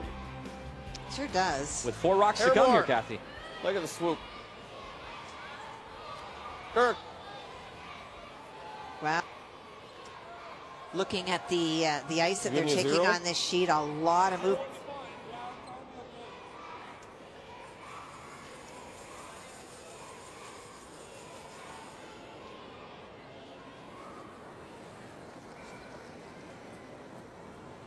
Clean. Good line. Yep. Good. Steve Laycock, of course, one of those bronze coming last season in Calgary at the Brier. Whoa. Whoa. Trying to get right to the face of those 2 stones. Yep. Dallin Myers and Colton Flash on the brush. Whoa. By the red stone, little tap, move the yellow. It's not good. We have to move it harder. And they are lying 2 for now. Jeez. Need more weight. It is that big swoops. It's hard to call it early. You want to get as tight to those top 2 as you can. You heard them say they wanted to hit that yellow stone harder and move it out of the 4-foot. So I'm predicting an absolute rocket, catch a little bit of that red stone, and will that be enough to squirt it right across the home hardware button and out? Can they do it? Well, he certainly can. This well, not us. Throw. Not us. Nobody's going for the right-hander in the booth. Just got to catch a piece of that top red stone. You're good. Bang them both. Move it across. How far can they drag it? Hebert on it.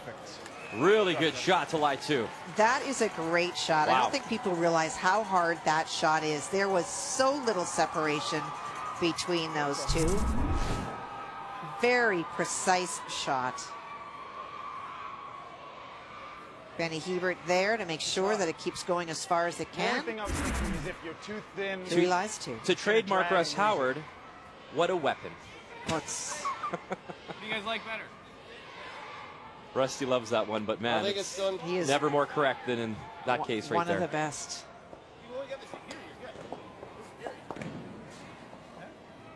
Don't have a ton of it though, Flash.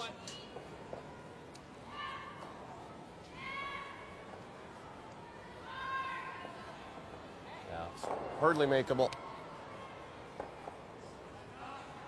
You guys like this one or this one? It's up to you, I think. Well, this one, even if you bite the 4, that's close to a jam.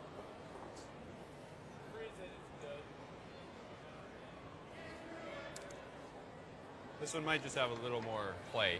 Yeah. This one's got more play, but Like even if you, Yeah. there is. yeah, I think you do. And if you're ever here, it's perfect. It's one. We just said it's almost hard to hit this, so. Is that? It's gonna jam. That'll jam too. Well, I think it's just a draw here or here. Whichever one you guys like. Just a draw, whichever one you guys like. I don't mind the one we've been playing. Yeah, I'm I agree. guessing at ice. I here. totally agree. We know how to make this one steam. I agree with them too. Colton Flash very much wanting them to play this shot.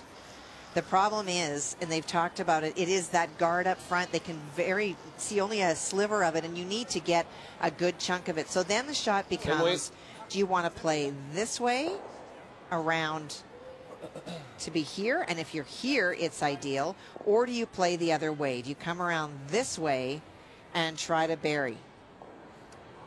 Because they have just thrown in this path, I suspect will be one of the biggest reasons why Steve is going with this turn. Virtually the same shot he's just thrown. Little bit. Good. So Steve Laycock without hammer here in 6, his final stone. Room. In a 3-3 matchup. Yep. Hard line. Yep. Gotta go. Harder, Dallin. You gotta go harder. You gotta go harder. Brother Kirk urging Brother Dallin. Get the big scrub, get it by. Now it's got to stop in time for shot stone. Keep going, keep going, keep going. Good rush, guys. And I think it slid a little too far. I think Mark Kennedy agreed. I think it's second shot. You see him less than half a rock there. No, I'm not sure. Tough. Tell from that view. It's a yellow. Or I'd say yellow for sure. It looks more like them to me. Okay. There. Once the line is good. Okay. Try and top it. Okay.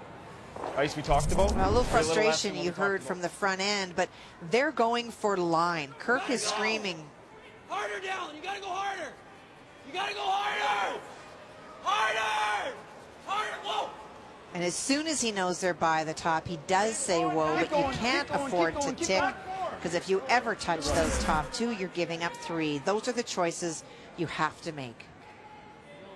And I'm not really sure, Brian, if they are sure who is shot. You heard Kevin Cooey say, we'll play the draw, and if we've got the line, we can play the tap. So final stone here in 6 for Kevin Cooey. Looks heavy. Kevin Cooey won this event back in 2008, his 12th appearance at the Canada Cup. Tight. More than anyone else on the men's side. Guys, where's the weight? Brent, you gotta go. You gotta go, Brent. Oh, if you're just drawing. If you're just drawing. Need to move it a bit, move it enough. Gotta have the shooter hang around, and now it is one for sure. Well, and you can hear the frustration. Kevin yelling, whoa, if you're just drawing, let's make sure we get one for sure. And they did. So an opportunity missed, a single on the board, and a close game here in Grand Prairie.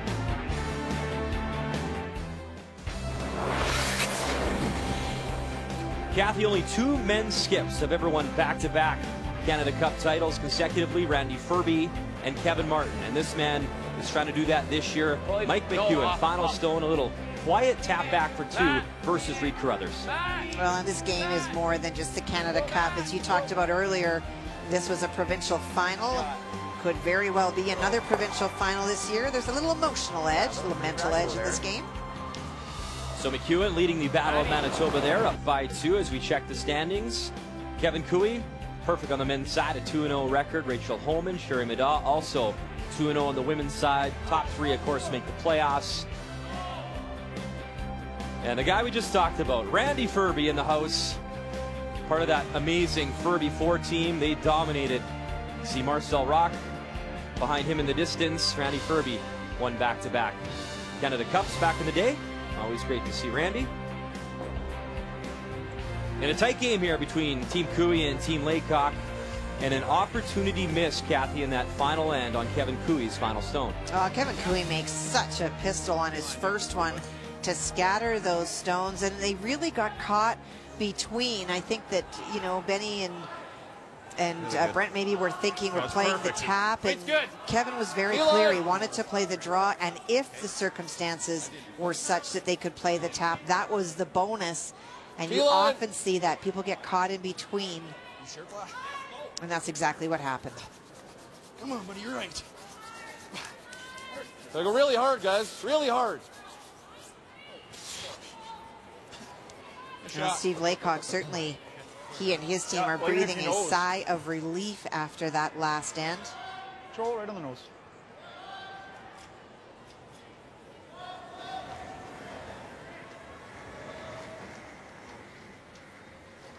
It's not heavy, Kev. Lean. Oh. It's close. Lean. Yep. Yep. Oh. Oh. Brent Lang right on the nose.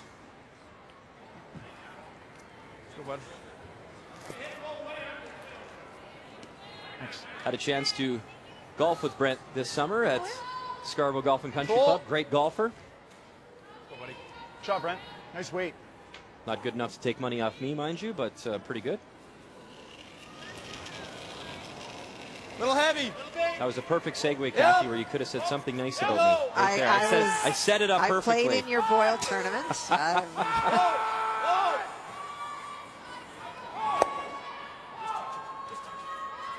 Colton Flash, the hit and roll behind cover to lie 2. Very nice. It is great to get back to my home province of Alberta, and I was raised in Boyle, Alberta, which is also northeast of here, but in northern Alberta as well. So great to be back in my home province. Hard. Hard.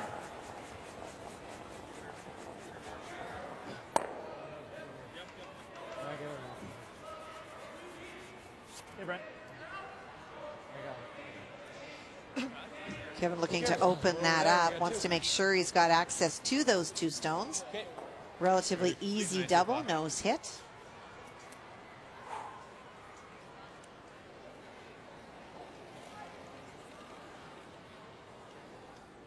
You talk about team chemistry and coming together, and I think these are 2 great examples, Kathy, of teams. And you look at last year's Brier, Team Cooey basically formed this all-star group of guys, but really in their second year together, they're really finding their groove, and the same could be said about this Laycock team. They won the bronze medal to Brier last year, and another year together, and another year to be better and know each other, and maybe take that next step.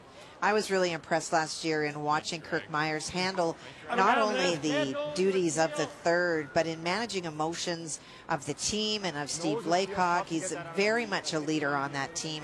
And I think that that really catapulted that team, meaning the Laycock team, into performing as well as they are this year, gaining confidence, gaining momentum in who they are as a team. And when you look at the Cooey team, I mean, they've all got huge accolades behind them. Got Olympians, Brier winners, world winners. You've got it all. Mark Kennedy gets 2 going, and the one hangs on, just biting back for him. It's a chance for 2. Okay. Board. Yep. Board weight. I like this. Board weight, guys. We saw that big weight shot that Kevin Cooey made last stand. It must be so tough, Kathy, as a fellow skip, a competitor, to try a game plan against guys like him and the Kevin Martins that can throw that big-time weight, Brad Jacobs, and on, to give that respect that these guys can make those crazy shots accurately with that kind of weight. It really is. And as soon as the stone had come to rest, if you remember, we heard Laycock's team saying we needed to move that yellow one further out of the way. They just knew you have respect for what your opponent can do. And they know that one of the biggest attributes that Kevin Cooey has is the big weight. So for Steve Laycock, it's positioning of stones to make sure they're not giving those opportunities. And it curled. Oh, that's okay.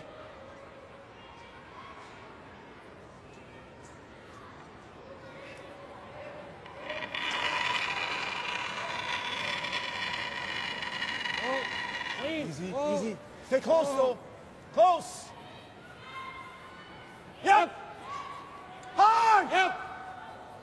Hard. Whoa. Whoa. There's the hit, little roll over. Hard, Kev. Hard. And that is the precision of Mark Kennedy. What a shot. Very nice. Same weight. Back. You want less weight?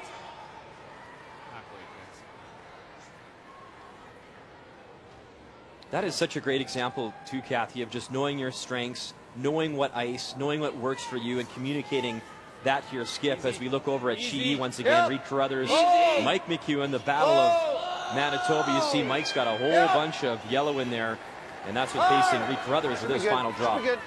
Hold in. Now Reed can see all of that Where, stone. guys? So he has the opportunity to come down to it if he needs to. And as the house comes into play, you'll see the yellow smorgasbord of rocks there. 1, 2, 3, 4, 5. But Reed comes through. Clutch draw to pick up a single. 5-4 after 7. McEwen will have hammer.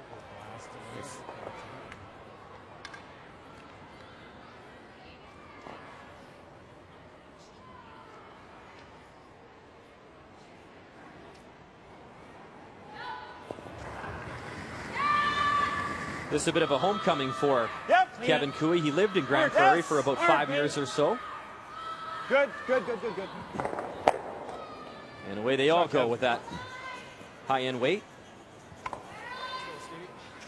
you guys can Let's go back here, though, Steve, eh? Doesn't matter. It does. It is amazing how much the game has changed, Kathy. I remember being a young kid working at a TV station in Lloydminster, Alberta, and I had to go up to Meadow Lake to cover a men's provincial final in Saskatchewan. That would have probably been 99 or 98, and I believe it was Derboka versus Height that year, and it was a 2-1 final. And that was before you had the 4 rocks in play in the free guard zone. And now, what amazes me about these guys, you have all these rocks in play, maybe 5 or 6 in the house, and they're still a blank end. They still find a way with the talent to do these doubles and triples. It's just incredible how far the game and the talent has come. Well, and with that game and talent have come better rocks, better ice conditions, all of those sorts of things. And it is very true. It used to be just, it didn't matter where you put the stone, people would just peel it out. And now there are lots of rocks in play, but it is the upweight ability by so many of these teams and the understanding of angles to be able to make a whole ton of granite disappear. Clean. Yep. I'd have to Google. I don't even know if the internet was around back then, but I think Brian Derboka actually won that one, but that's going back a long time. Nice throw, Kev. And so the blank attempt.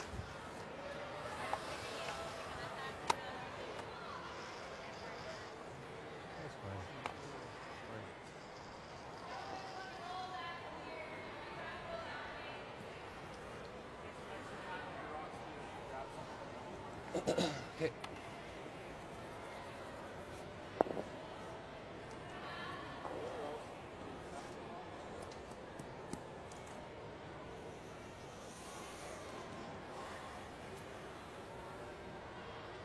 The pre-shot routine. With Steve Laycock, you could go back to draw 2 of the Briar and find a shot, and it would be the exact same setup every time.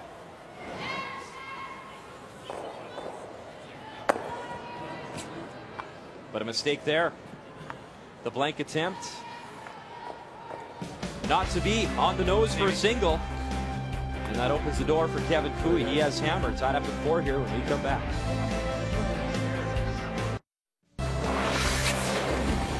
Welcome back to Revolution Place in Grand Prairie. McDonald taking on Holman. Final stone to come from Christy McDonald. I believe she's trying to blank the end, Kathy. She's trying to tap her stone. You are one funny guy.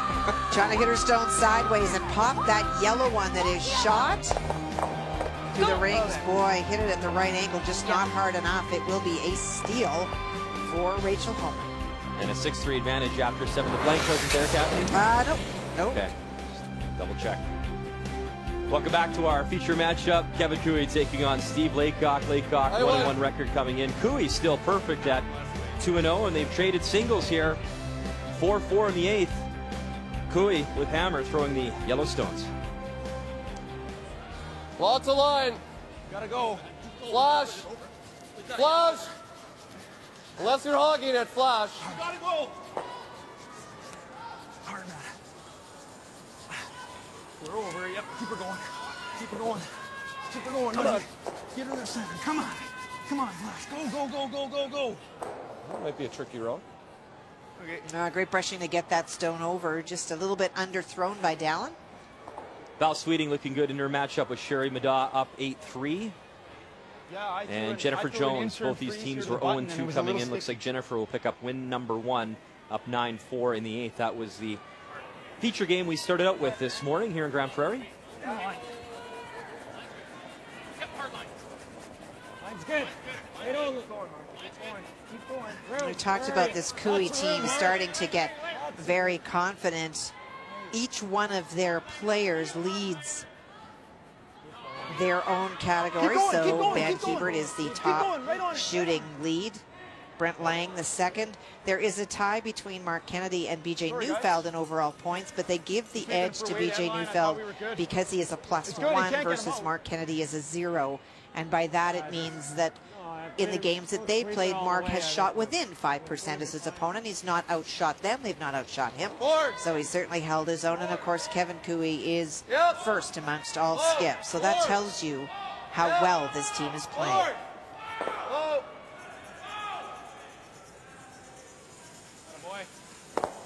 Colton Flash on the nose, removes the 1 yellow. Good shot, Flash. Just T-line. Draw away. So Benny's didn't go sideways.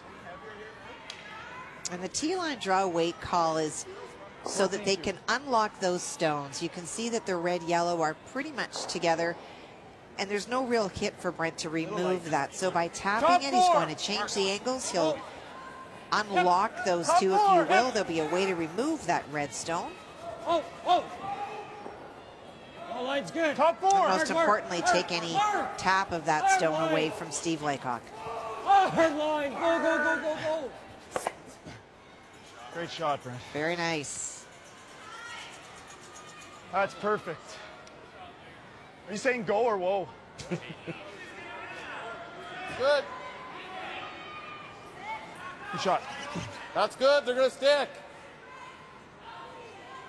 What about the double? Is the double not Well, if there? it gets here, good. I like that better. T-line backside. Oh, yeah. Yeah. Let's go, bud. Random question, Kathy Gauthier. What was your nickname when you curled? What'd they call you? Caddy? Caddy, okay.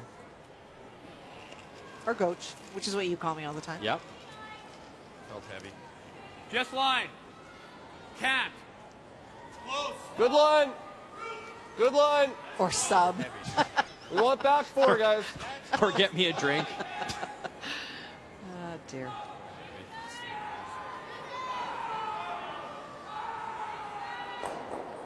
And this one from Colton Flash needs to slow down in a hurry as Cooey puts the brush to it. It settles back 12. And he really wanted it in the forefoot. And the reason for that is the only way that Kevin Cooey could have gotten to it is through the hole, and the angle that he would have hit it through the hole would have forced a stick, and they would have used that to freeze too. But by sliding deep by Colton, it takes the pressure off the Cooey team. Full 8. Okay, same weight then. One of the things that this team has done much better this year, beyond having Mark in the house and Brent sweeping, which last year they did not, is there's less group skipping. Last year there were a lot of influences on the shot. You had Benny and Mark that came from the same skip, so they were very programmed to think about a certain way. You had Brent Lang, who'd played for Glenn Howard for a long time, who had definite views about how they would have played. And as a result, Kevin Cooey lots of times was having 3 different sets of voices commenting on strategy. They're letting him call the game again. And I think that's leading to more confidence for all of the players. Nice weight control, bud. Where else are we going? Like, this is just fool's gold trying to get something in here. Yeah, but what if we get one here, what's he do? Anything. Hit it and roll where, though? Well, it doesn't matter where he rolls. He's lying 2. If he rolls here or here, we can freeze to it. Like, he's not going to have an easy time hitting these and rolling out. Jennifer Jones, a 2-time champion at the Canada Cup, gets her first win here, improving to 1-2, a 9-4 final. Fleury dropping to 0-3 in her first appearance at the Canada Cup.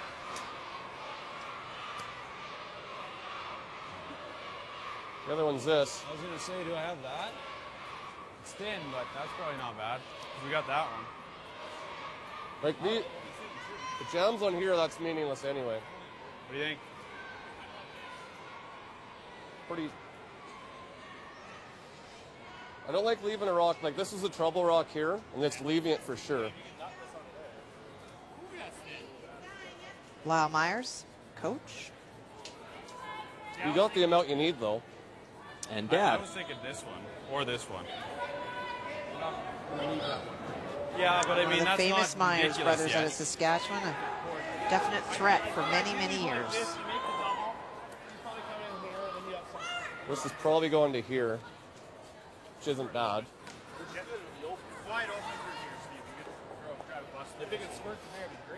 Well, if we ever make just 2 of these go away, we got some clinkers, whatever happens there, we got a chance to force yet, and we're not giving up the farm. You don't like trying this? Well, it's almost impossible. It's not.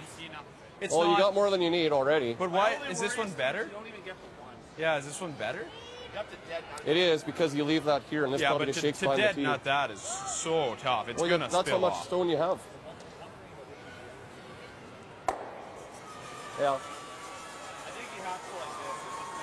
I think we make that. We're sitting good. I do. Don't you think? 2/3 then. I think so. We can get into a half almost just to get this, eh? Yeah. I threw this in the first end, almost this line with this weight. Sorry about that, folks. Steve Go Laycock boys. is 2/3 definitely to a not half. really Really bought good. into this. Make that go there. Move that granite around. It keeps your red there. You can hear very much the confidence in Kirk Myers' voice of seeing the shot in his head, wants to play it. Steve is just not sure that the results are going to be what Kirk sees. Hard! Hard! Kirk Myers clips his own redstone. And now Cooey with hammer, 2 in a great position and a chance to really strike here on 8. Now this over curls for him, hits it straight instead of on an angle across. And he loses his own, which was something that Steve was hoping, in fact, that he would prefer to play, to run it in. Time out.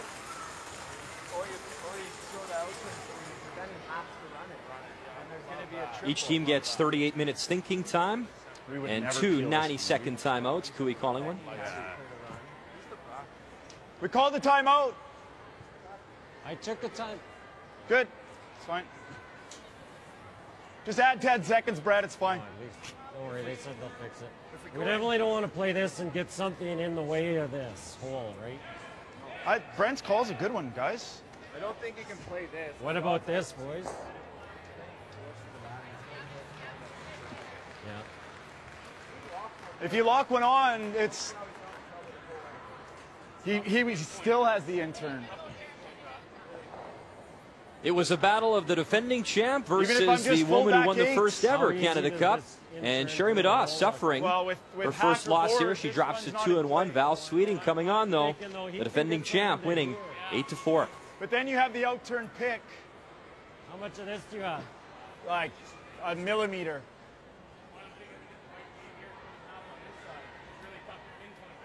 Even what happens if you're just wide open?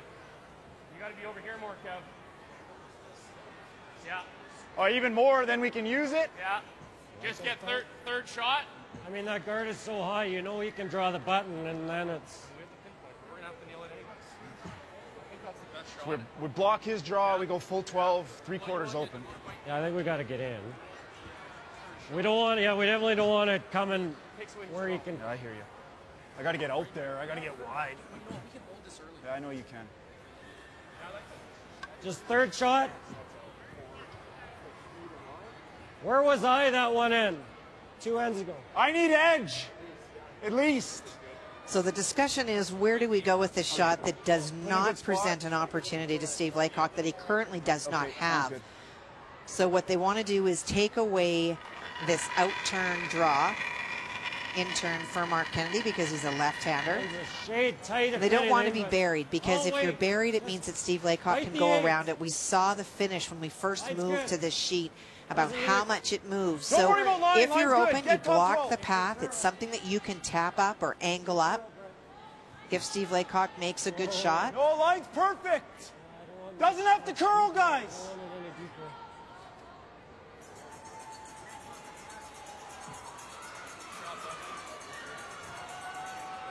It's pretty good. It takes away the draw. And if a good shot is made, as you see that they're playing, you've got that short run from the stone that Mark Kennedy has just thrown. Definitely usable. Yep, for sure.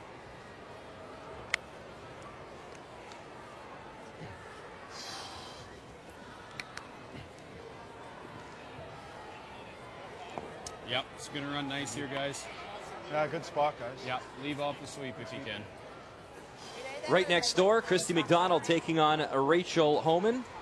Oh, okay. And Rachel is shot stone. You see that yellow one just biting top 4. Leave that.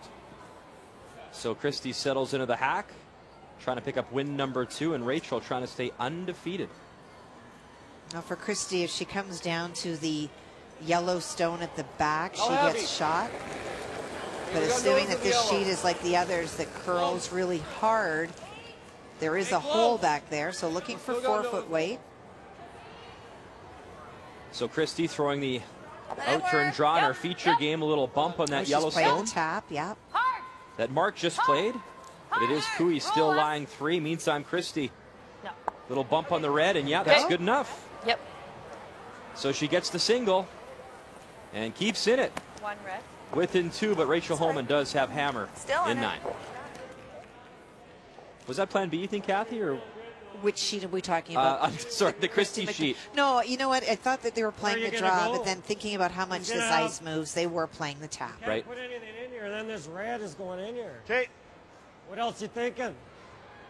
There's not much else unless you peel this tie one. Peel that one. He bumps. He tries to bump into here. Yeah. Then you have a double.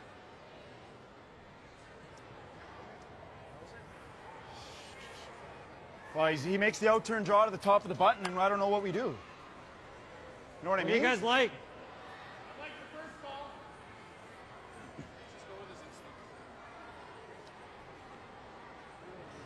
I think you're either trying this or you're peeling.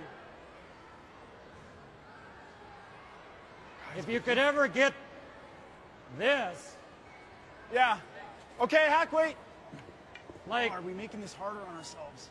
Just hack. I just don't know what he has right now. Yeah. What does he have right now? Nothing heavy. He has the out-turn draw.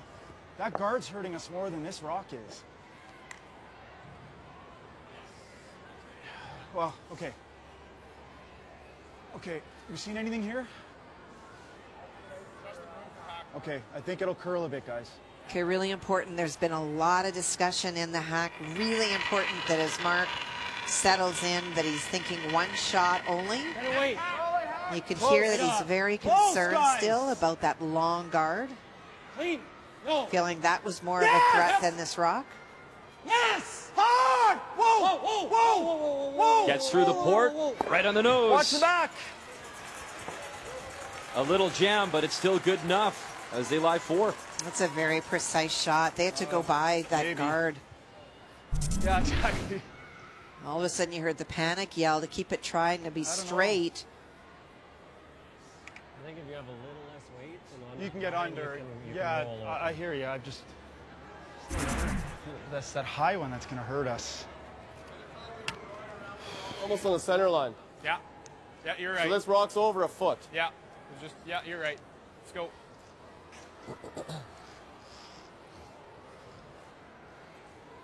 Extra. In the Battle of Manitoba, Reed Carruthers, Mike McEwen. McEwen with a very strong morning. Final stone here. You see Reed is shot rock, but it's a pretty simple tap for a big score for Mike. And I'm not really sure how that end started out in a very close game with 1 point. No guards, obviously a lot of risk on the Carruthers team part, and it did not pan out. And that's handshakes there. So the defending champ here at the Canada Cup, Mike McEwen, improves to 2-1 and 9-4 final. Okay, whoa. In our feature matchup, where does Steve want to put this rock, Kathy? Yeah, I know. He's trying to bury it into the 4-foot. Yep. Yep. Yes, you gotta go. Missed it. Whoa. Oh, that yes, you have to go. They knew he was heavy, was trying to play the rub off that other stone.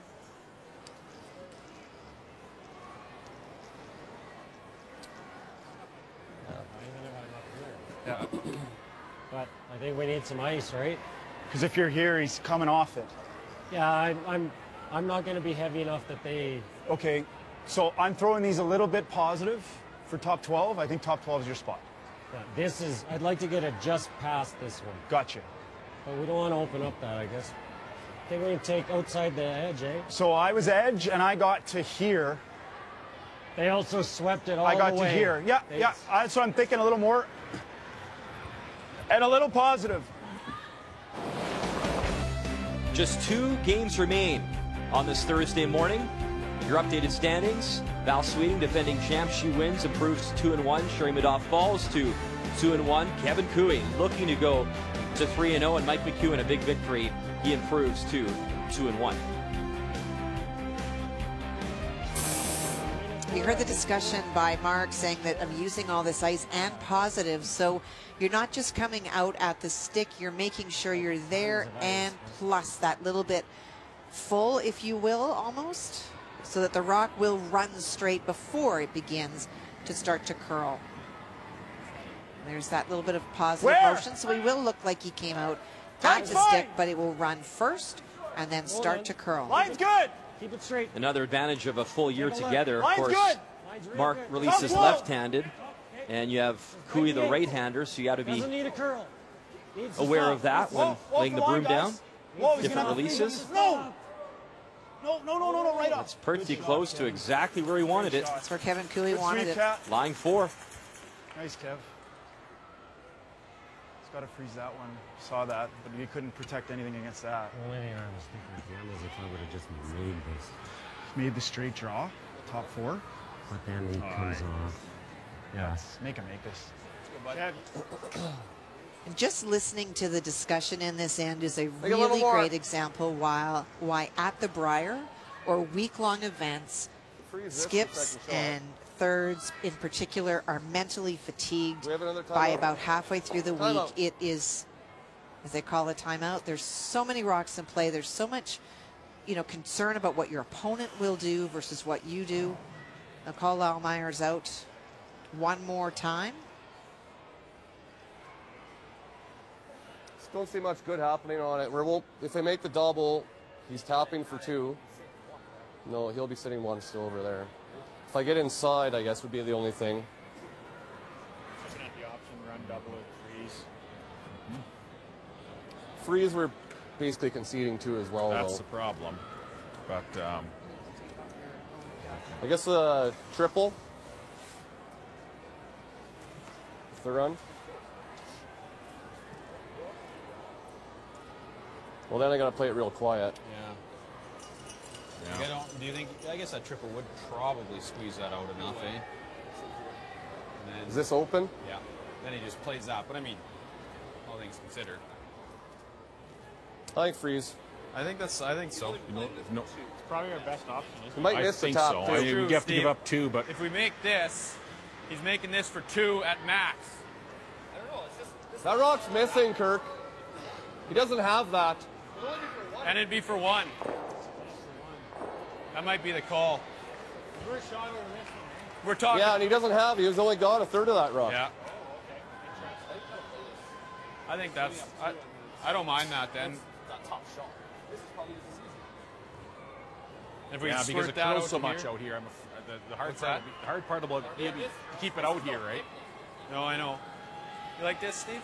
Sure. Where do you got it? Down the nose, right? Oh, no. Just a tiny bit high. If you hit nose, It'll be close. Get a hair high. Let's nut it into here. Right there. Yeah. Let's go, bud.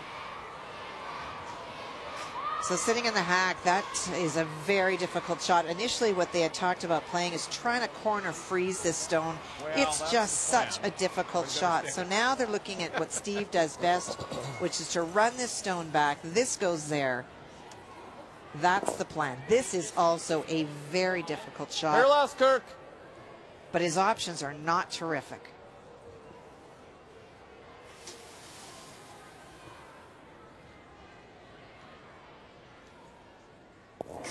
Broom is down. Rock is on the way. Final stone. Steve Laycock here in 8 in a big-time jam. Whoa! Yep. Whoa. Yep. Whoa. Run it back, catches a few yellows. But it slides too far. And 1, 2, 3 for sure. And almost got fortunate. Shot for 4. Maybe more depending on what they can do with those reds.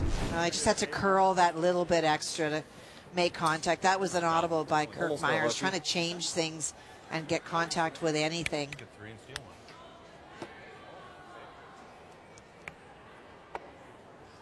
Think not. Pretty good over here. You're thinking it's Would you ever look at gambling, Kathy, and make a play on those red stones back 12, or you take your 4 and you're happy? You take your 4. It's taken 7 ends to score 4 points. If you can get 4 in one end, you take it. I'm just saying. Yeah, you don't. Okay.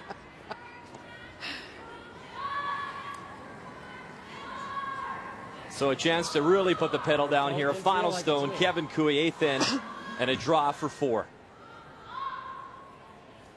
You're in good stuff. Line's good. You don't have the back, though, if you need it.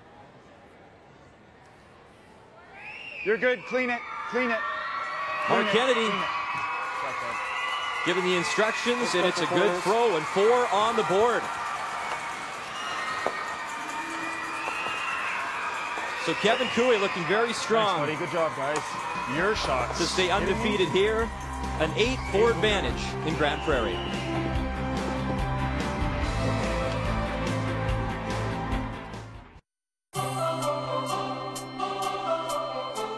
What does each member need? Oh, wow. You gotta give us a little advance notice on this. Jeff needs hair club for men. Our 5th, Johnny, he for sure wants some hair for Christmas. Braden, probably a haircut or 2. Mark could use some hair club for men too.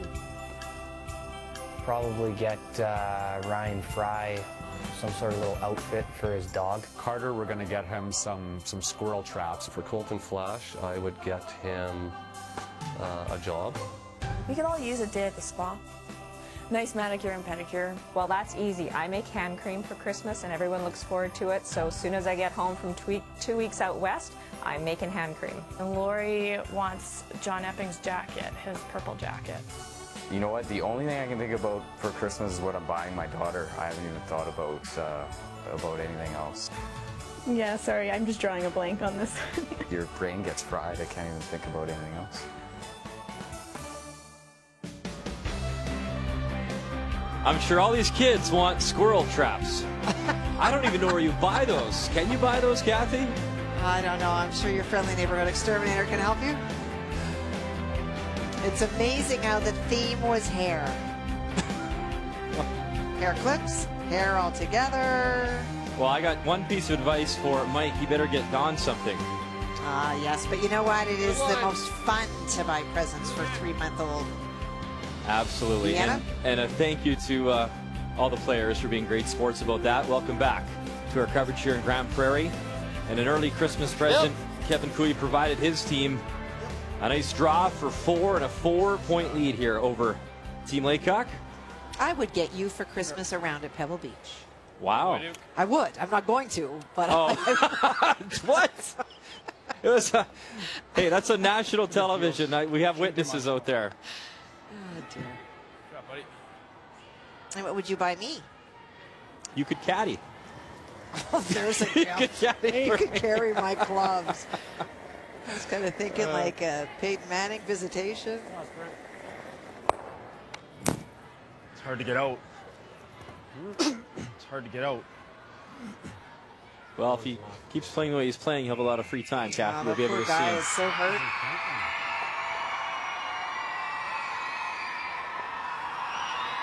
A pretty simple game plan for both teams. It really does come down to the execution, but needs to generate some rocks in play, and so looking for the corner guard on the shot stone. Just clean it in now. Try to score 2, maybe 3 here, and then Steele coming home. Good. Shot flash. And great to see all the school kids here from the Grand Prairie area. And it's always exciting when you can see yourself on the Jumbotron, so very cool. Glad to have them here, and all of you watching our coverage at home across Canada. Shot, Brent.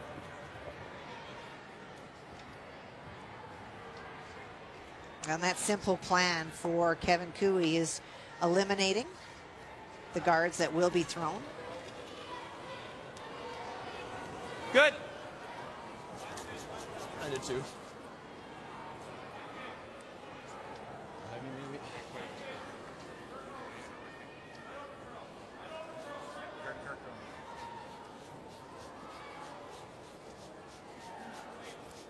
Good.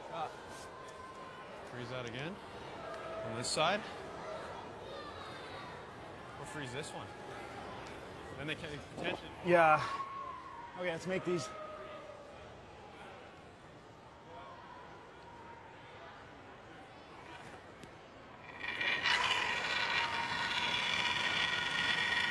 Whoa. Just clean, guys. Just clean. You're fine.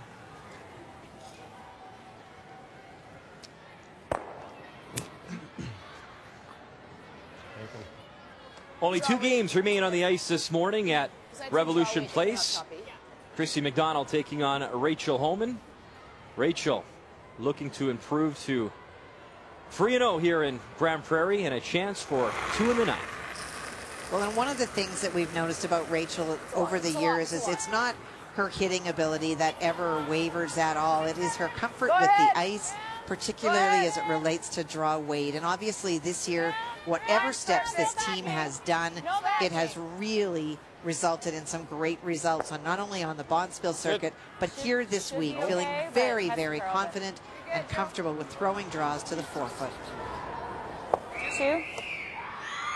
Lovely shot, so 2 on the board and a commanding 8-4 lead after 9. This one you can put it on a spot where they Back to our feature matchup once again. Mark Kennedy playing the peel.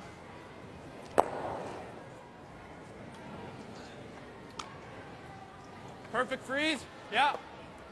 This is very similar to the game Put a heat on them. in the Fleury situation that we started with, where we talked about playing a freeze down on top of your own stone, and that yellow stone that's behind it, that's the Cooey stone, all of a sudden is the biggest challenge for the Cooey team because it's blocking their way to be able to remove it.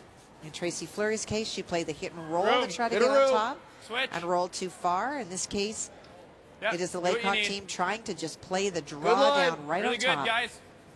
It's really good. Really good. It's over curling. Hard! Hard. Okay, good shot. Sorry, guys. Not today. Just get rid of this.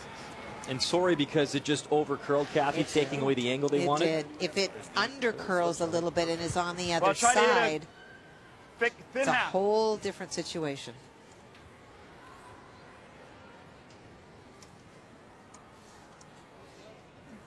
Pretty straight. No, we're going to try and nut it on our three and maybe stay for shot. Sure was the only way to do it, but if it would have been made, yeah.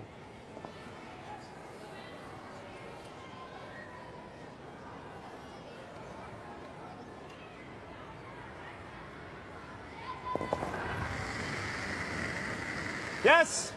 Yes. Yes. Easy. Hard. Hard, hard, hard, hard, hard. Kevin Cooey trying to clean things up. Okay, Kev. Good throw. And pretty tough to remove both of those stones with the backing that was there, but changes things around. Well, one end certainly stands out, and that was the one we just saw, Nate. Well, in the sixth end, we saw a great shot by Kevin Cooey on his first, and then a bit of a go hard, don't go hard on his second, and Steve Laycock also made a mistake, and that sort of took the balance away. But in eight, what great rock placements from lead through skip for the Cooey team, and a couple of mistakes by Laycock lead to 4 for Kevin Cooey. Game Story brought to you by Tim Hortons, official coffee of Curling Canada. And how about the numbers for the skip there in the 90s? Curling very well is Kevin Cooey. Foot behind the tee. Tee line's And good. that's very consistent. He was 89 and 94 in his first 2 games. It's going to be a heavier spot, guys. Line's good, Duke. It's going to be a heavy spot. You got to go. Looks a little light to me, bud. 15-3, 15-3. No, go all the way, all the way, all the way, all the way. Yeah, go. Yeah, all you get. All you got. We'll take it away. Yep. Good brush, guys. It's a thin half. Okay, out turn. Yeah. Should be able to hold it. You talked about respecting the abilities. Would you not have wanted to try and make that draw a little bit more even to the other stone? Because Kevin could, in theory, make this, no? They really were hoping to, and just realized there was no way they were going to be able to take it back that far.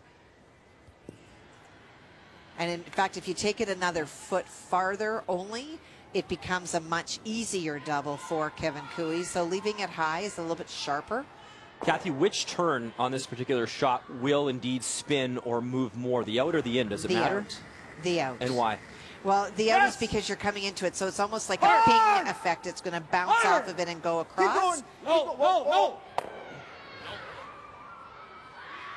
And he'll get the roll. Will it stick around for shot stone? It does not, but what a great try.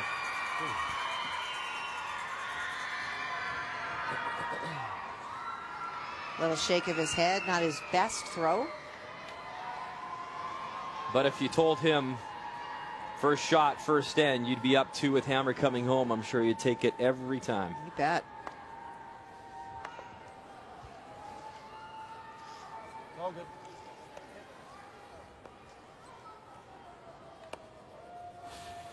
How do you play this one up too? Do you play the ticks? Speed's good, just leave the forefoot. What did they give you last time?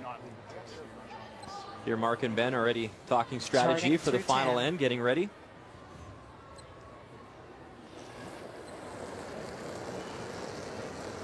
But first things first, final stone here in 9 for Steve Laycock. Has to draw in and secure his pair. It's curling. Curling early. Curling really early here, guys.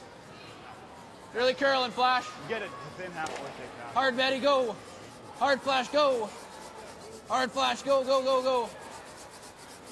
Hard, buddy, go. Big scrub from Colton Flash, Dallin Myers, and they get it in there, no problem. So 2 on the board, and a pulse here for Steve Laycock.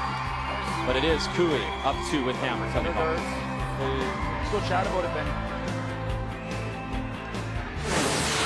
The 2015 Home Hardware Canada Cup of Curling is brought to you by Home Hardware, homeowners helping homeowners with expert advice.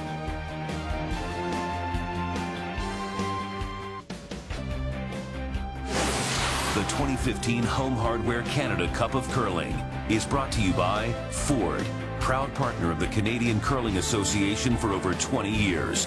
By World Financial Group, helping Canadians have better financial futures. And by Purex Bathroom Tissue. Purex, 90 years of pure comfort.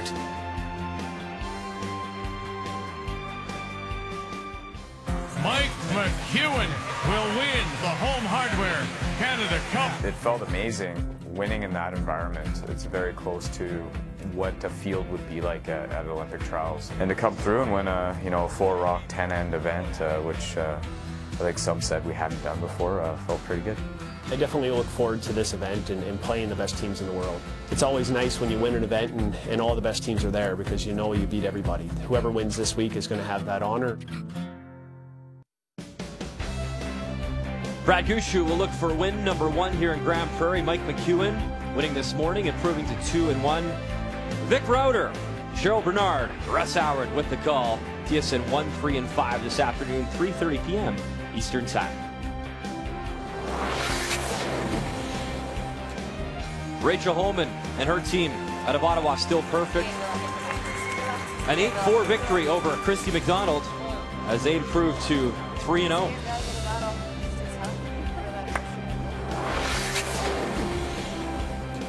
An uphill climb now for Steve Laycock and his team out of Saskatoon. Down by 2 without Hammer here in 10 as Kevin Cooey still looking to remain undefeated on the men's side. And a chance to go 3-0 if he can pick up a win here.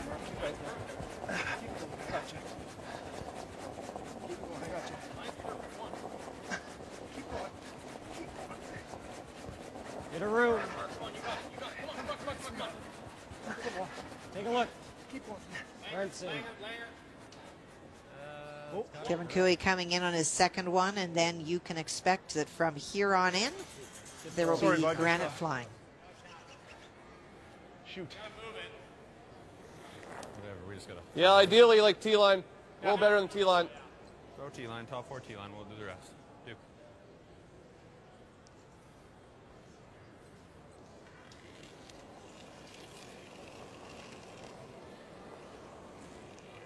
Yep. Through. Back 12 to through. Through. Whoa. Back 12. Clean, yep. Yep. Back 8. Yep. Trying to tap those stones, move them back a little bit. Shot. Shot, Flash.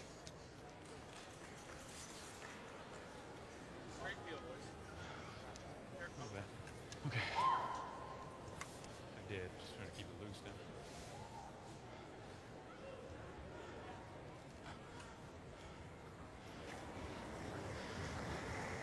Straight peel for Brent. Clean.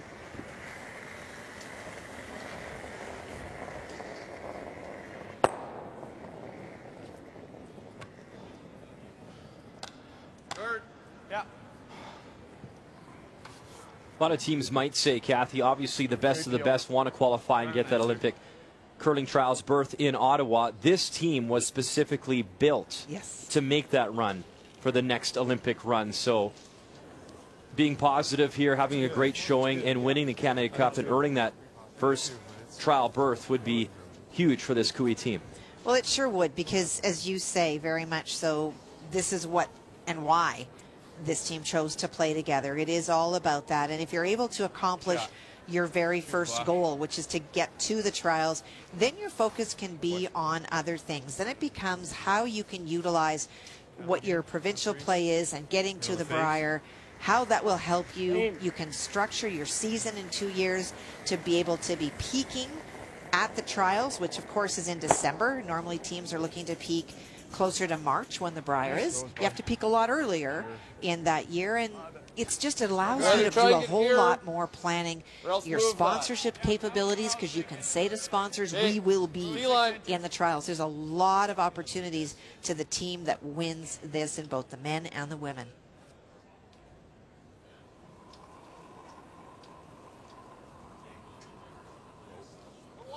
Okay.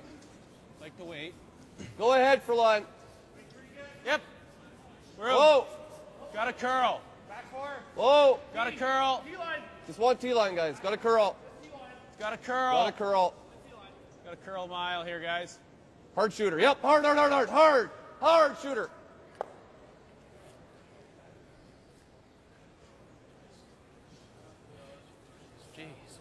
And now the double is there if Cooey elects to play it.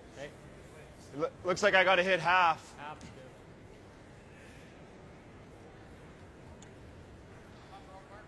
Yeah.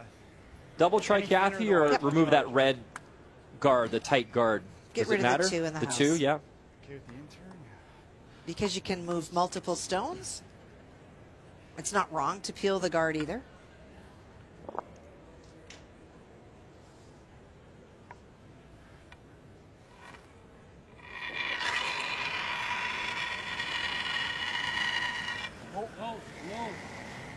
Big weight on the way from Mark Kennedy. Gets the 2 reds going. Look at the action on the yellow. My goodness. Want to shoot this one too, guys? Okay. Spinning all the way up. That's unreal. Mixed doubles. Runs down, smokes his own stone. Mark's always looking ahead, isn't he? Well, and that's how ready he is. So the focus becomes on this shot. Meanwhile, Mark's coming down the ice. He sees that Brent is focused at the back of the house and has now gotten out of play. And that stone, if it stops there, is a guard that can be utilized by Laycock. It's up there and says, my job apparently is not done. He better talk to his agent and get a raise on his contract here with Mr. Cooey. That's extra work there. That's impressive. That's awesome. Love to curl. Shot. That's a great shot. I believe Vic Router loves those shots. He likes those action ones that spin around the horn and then come up. That's pretty cool to see. I like the intern.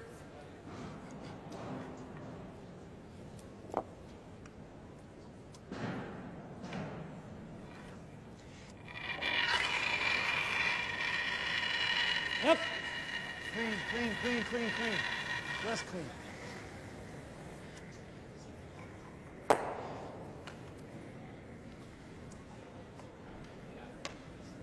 Thanks. That's too easy to kill right now. It's going to drag and kill both of them from behind. So we got to get here. Go around it, they kill both. Everybody, speed's nice here yet. Well, the play is right on top. Yeah, freeze. Hope he throws it tight or it picks. I don't know.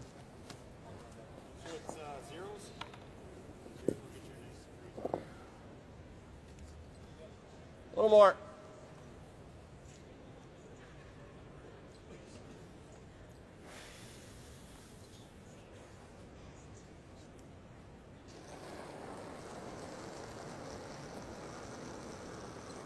Close. A little bit of room. Line's Pretty good. It's good. Look, not curling, guys. Not curling. Pretty close. We're only on about a piece. We're on a piece. Let it curl.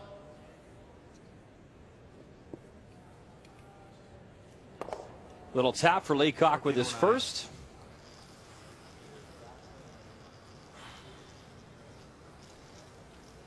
Or you could blast it on the nose. I just want to get rid of our 3 as well, right? Oh yeah, that's one. Sure. So you throw peel with a hair high. Nose, and then he's going to hit. Or are you thinking in? Well, nose, he's going to come around, but then you still have an open hit. This is why I just want you to hit 7/8 with peel, 3/4 with peel. He can't come around. Okay, nose then. Again, this is Kevin Cooey's strength. It is the up weight shot. You want to make sure that that yellow stone, that it is yours. And so often that's the case. It's your own stone that gets in your way, gets out of there, removes a red.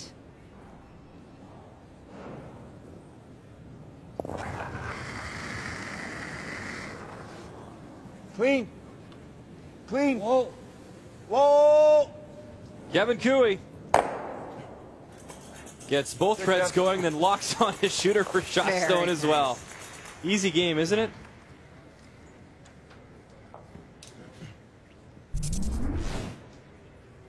Well, it's pretty hard to make both of those go away because it's frozen. But watch the yellow spin and freeze. And shot stone, perfectly locked. Yeah. What's that? Yeah, if we hit it on the right angle, we are. Is control enough? Keeping in mind that Laycock is down by 2. Almost taking it clean with control here, so that should be close, eh? So needs to remove it, but needs to keep his shooter.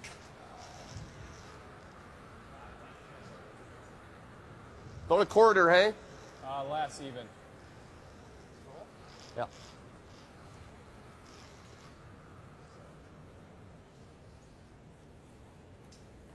It's really it's not a tough shot to make the yellow go away. It's a much tougher shot to ensure that you keep your shooter around.